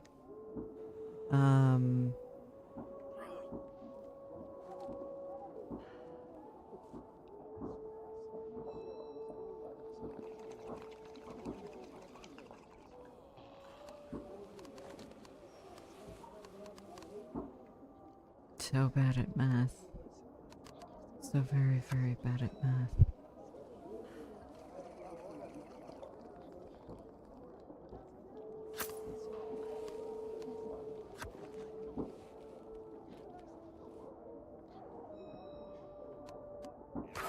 Alright. Purse of wall soil acquired.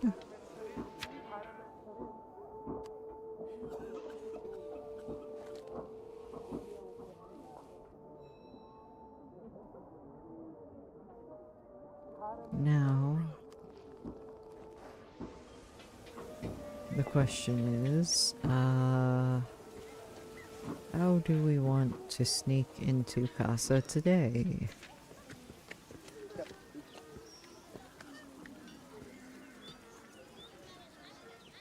I suppose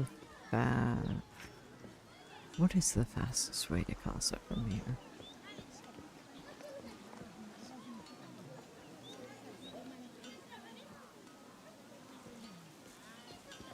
Probably through the Charwood?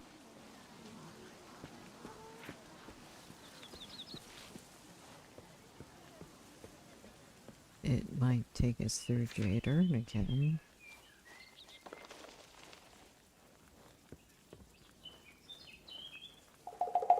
But the wall, possibly the bridge, although I don't know that I've seen any item connection or items specifically connecting the bridge building to the Eldens. The large pavilion hidden in Jade Urn, the large factory under the burnings that seem to have been used to refine jade, and the smaller kilns in Kuro Orchard all seem to be Elden manufacture and make. And no specific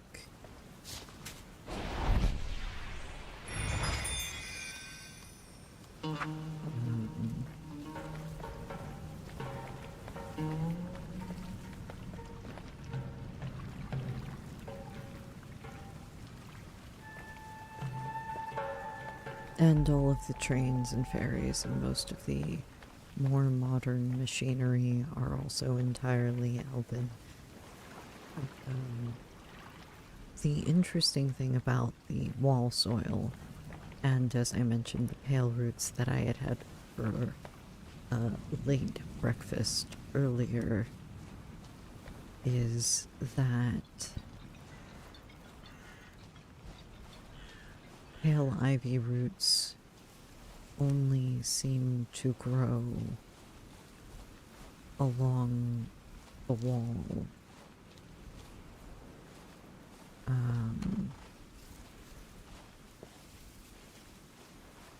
However, as you find out, there is, if I'm remembering correctly, there is a way to get them to grow somewhere else.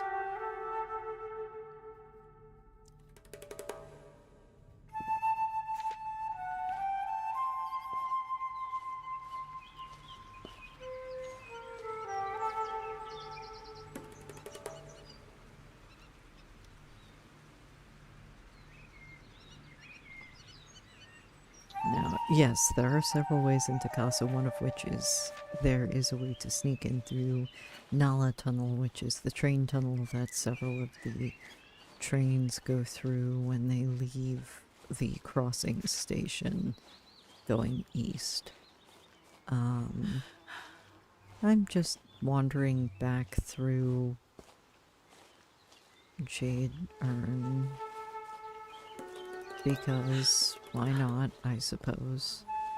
And I can look over at the Elden statue and at Windmaster Karim, who does not seem interested in any of the particular items I am carrying, despite one of them being related to something he's supposed to be interested in. I'm not bitter about this at all. Oh, cat. Always stop to pet the cat. Hello, Flick.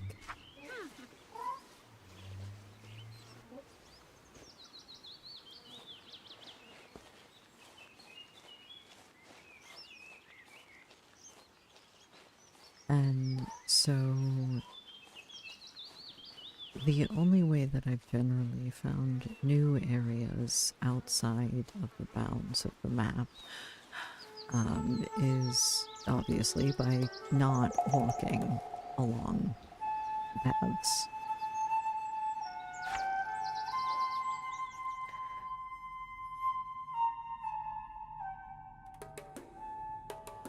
But there's a specific gardener in Casa who can do an interesting trick with the purse of wall soil if you can find it from the odd goods merchant in the Crossings Market on Fridays and Saturdays, if I'm remembering correctly.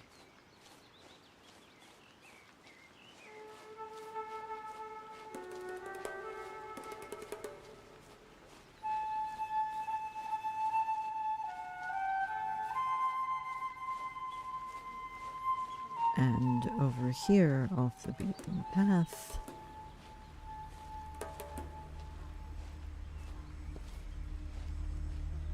is a fork-tongued feline and a gate. And a sleeping bandit who we're not going to bother.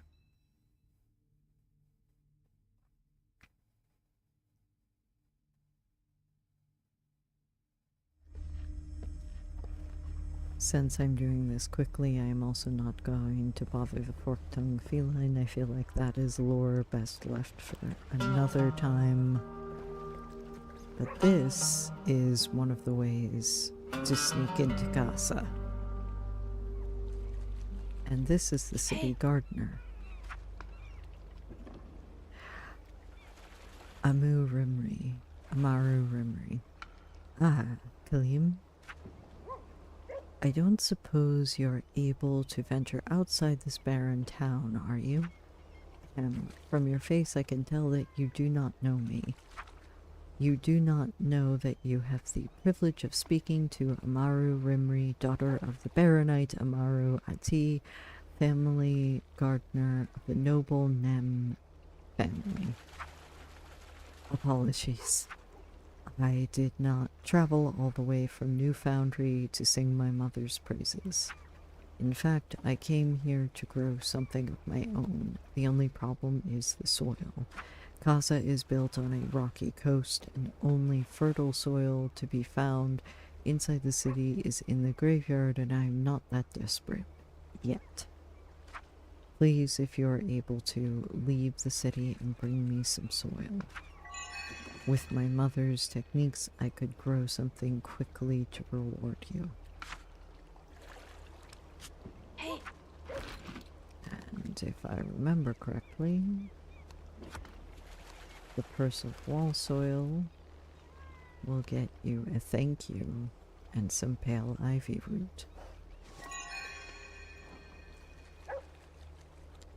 Oh, sweet, filthy, fertile soil, thank you. Casa will now have fresh vegetables even with the blockade. Well, if you're a gardener, I suppose soil would be rather important. And then that is how I got the pale ivy root, which is what I had for, like I said, late breakfast this morning. It is interesting that it says while pale ivy root clings to the arrowstone of the wall, the clumped together plant bundles invite thoughts of a giant pale man trying fruitlessly to climb the ancient megastructure. There is, in other iterations of maps of the Braided Shore, a picture, and I'm not sure if the map here will necessarily have it.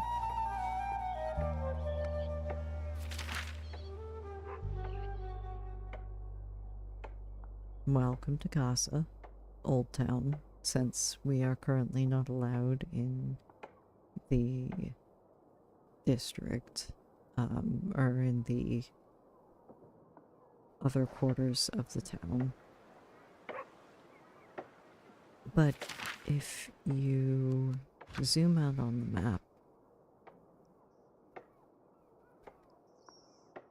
you can see that the Unwound is behind this wall that goes south from the coast and cuts the deeplands off from the Unwound. The river Fumes seems to flow through a crack in the wall,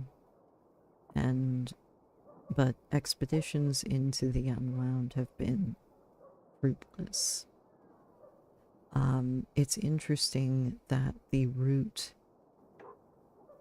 of the pale ivy that grows on the wall mentions a giant man, because if there are other drawings of the Braided Shore where there is a picture of what seems to be a giant person laying on the ground on the upper portion of the Unwound. Now, that is an older map and perhaps is something that is no longer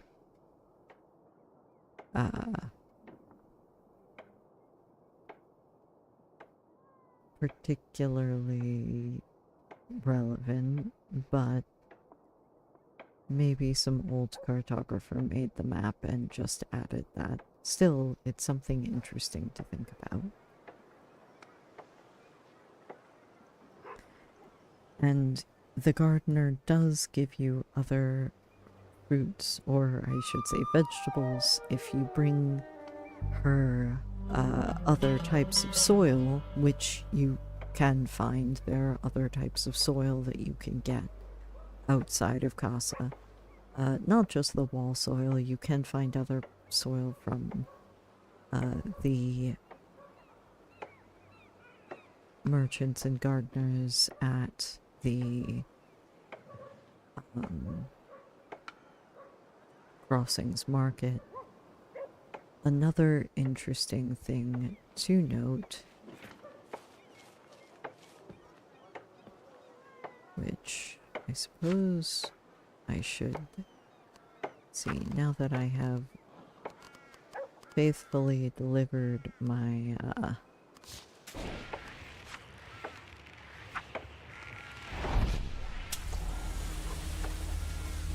my package to the gardener in Casa. There's something else interesting to note about the map and the harrowstone which the wall is made of and supposedly has some type of effect on the soil that it falls into. So right next to Traveler's Meadow, which is this lovely place, I love sitting here and just watching the ocean and the flowers.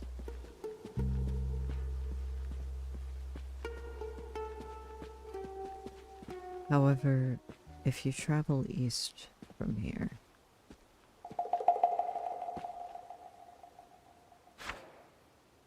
there's Harrow Ledge, which is another place I have found Maisu on the northern half of, but Maisu and Khelim have seemingly disappeared from the Braided Shore without warning.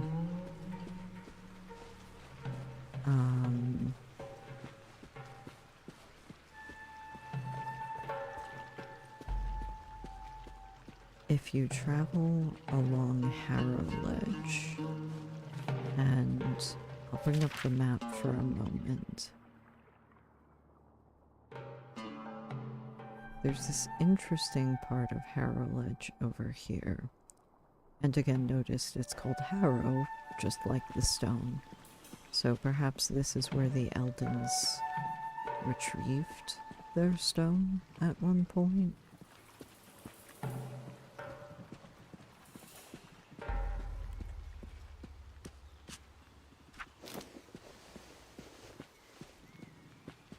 But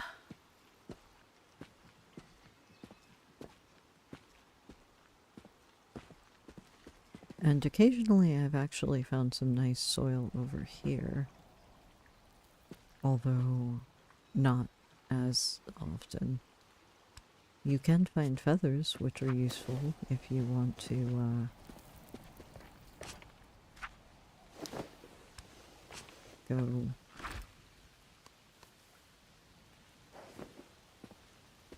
I guess flying if you have that ability. Cloudberries are also nice to find. You can find them over here and they have a very sweet flavor and are completely edible, which is good. This camp, which occasionally has bandits, but it seems like the wardens have caught on to that today.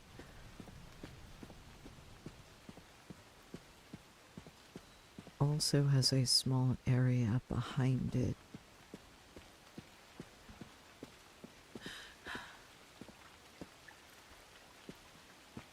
which, while it does have a rest, this does not seem to be a traveler's rest where you can go back to the Dandelion Temple in Batsaha, unlike other traveler's rests if you retrieve the Khelim's Gate spell not.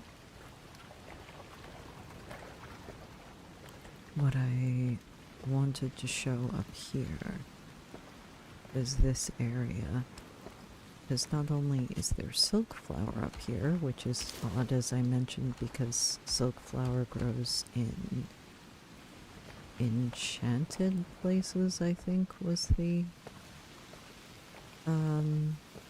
specification. This warning signal on this area of the map of Harrow Ledge.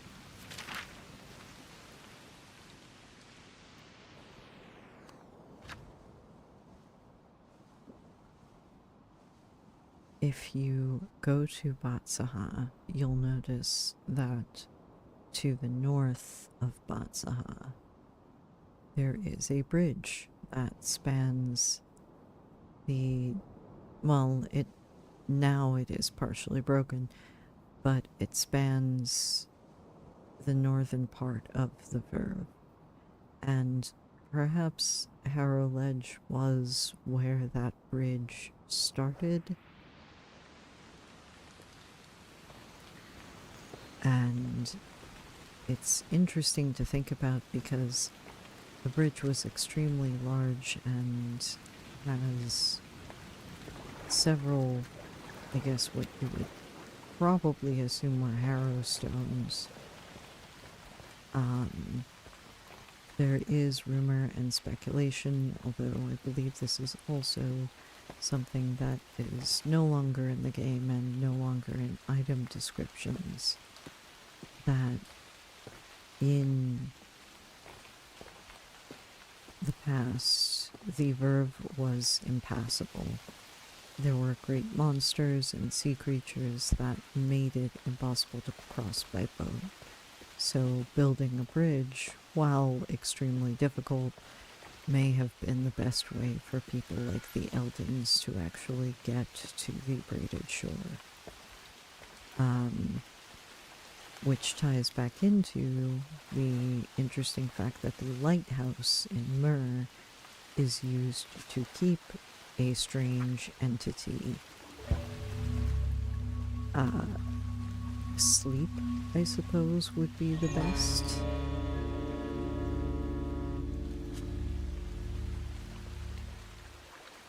And if this boat serves well and the ferry does not sink, as this is one of the old Elden machines, maybe we can get to see that bridge.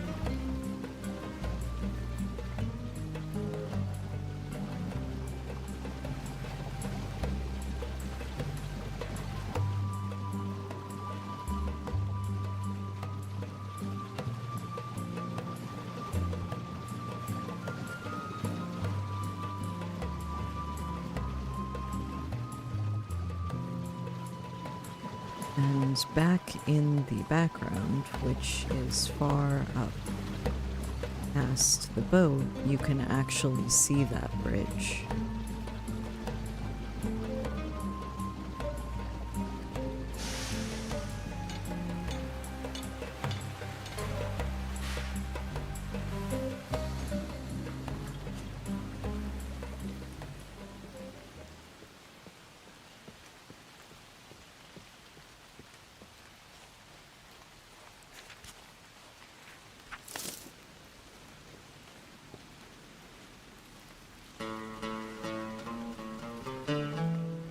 the large structures up to the north, which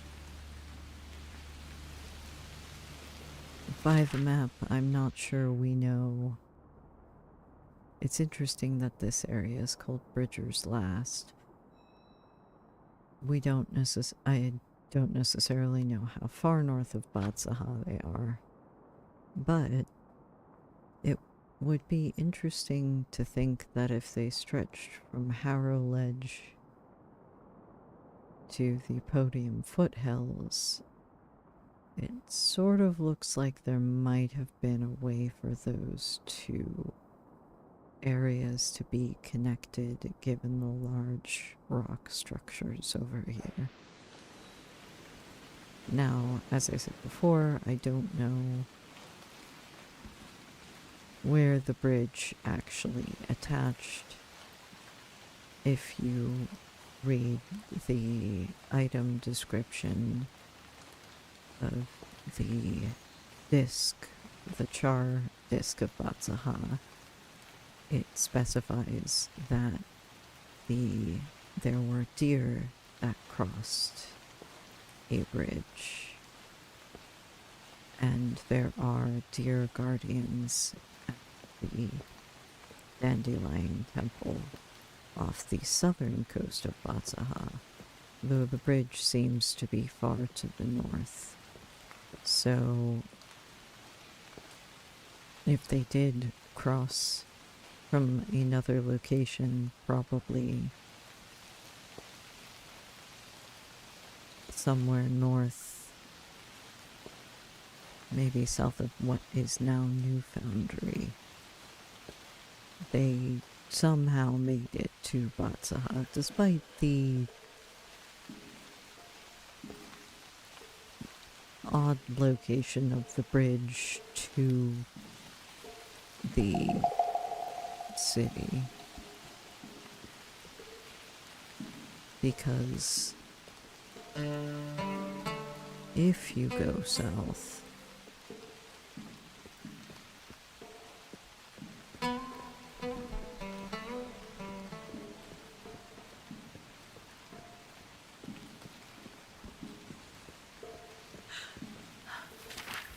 south of this coast is where you find the Dandelion Temple.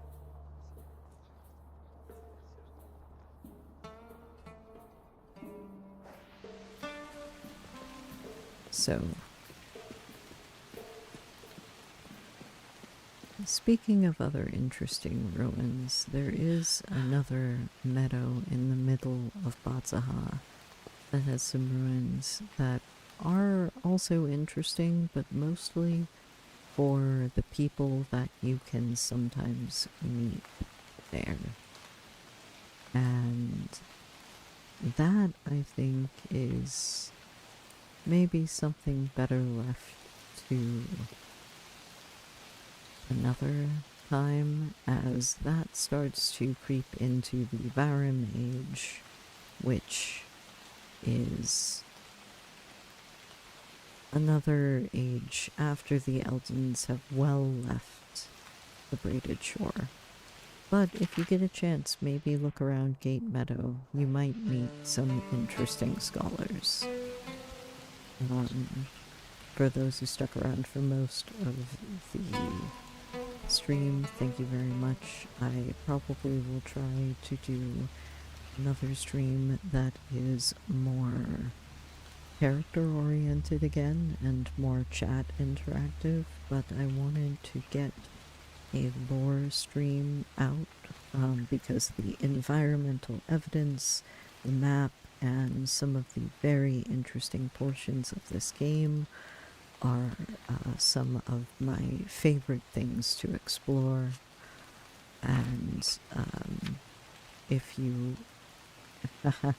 and if you are a fan of other games, occasionally the devs like to put in little hints of references. For those who do not know what Lalilulelo is, it is a video game reference to Metal Gear Solid. But thank you very much, and I am very happy that you joined me. Safe travels. Hey.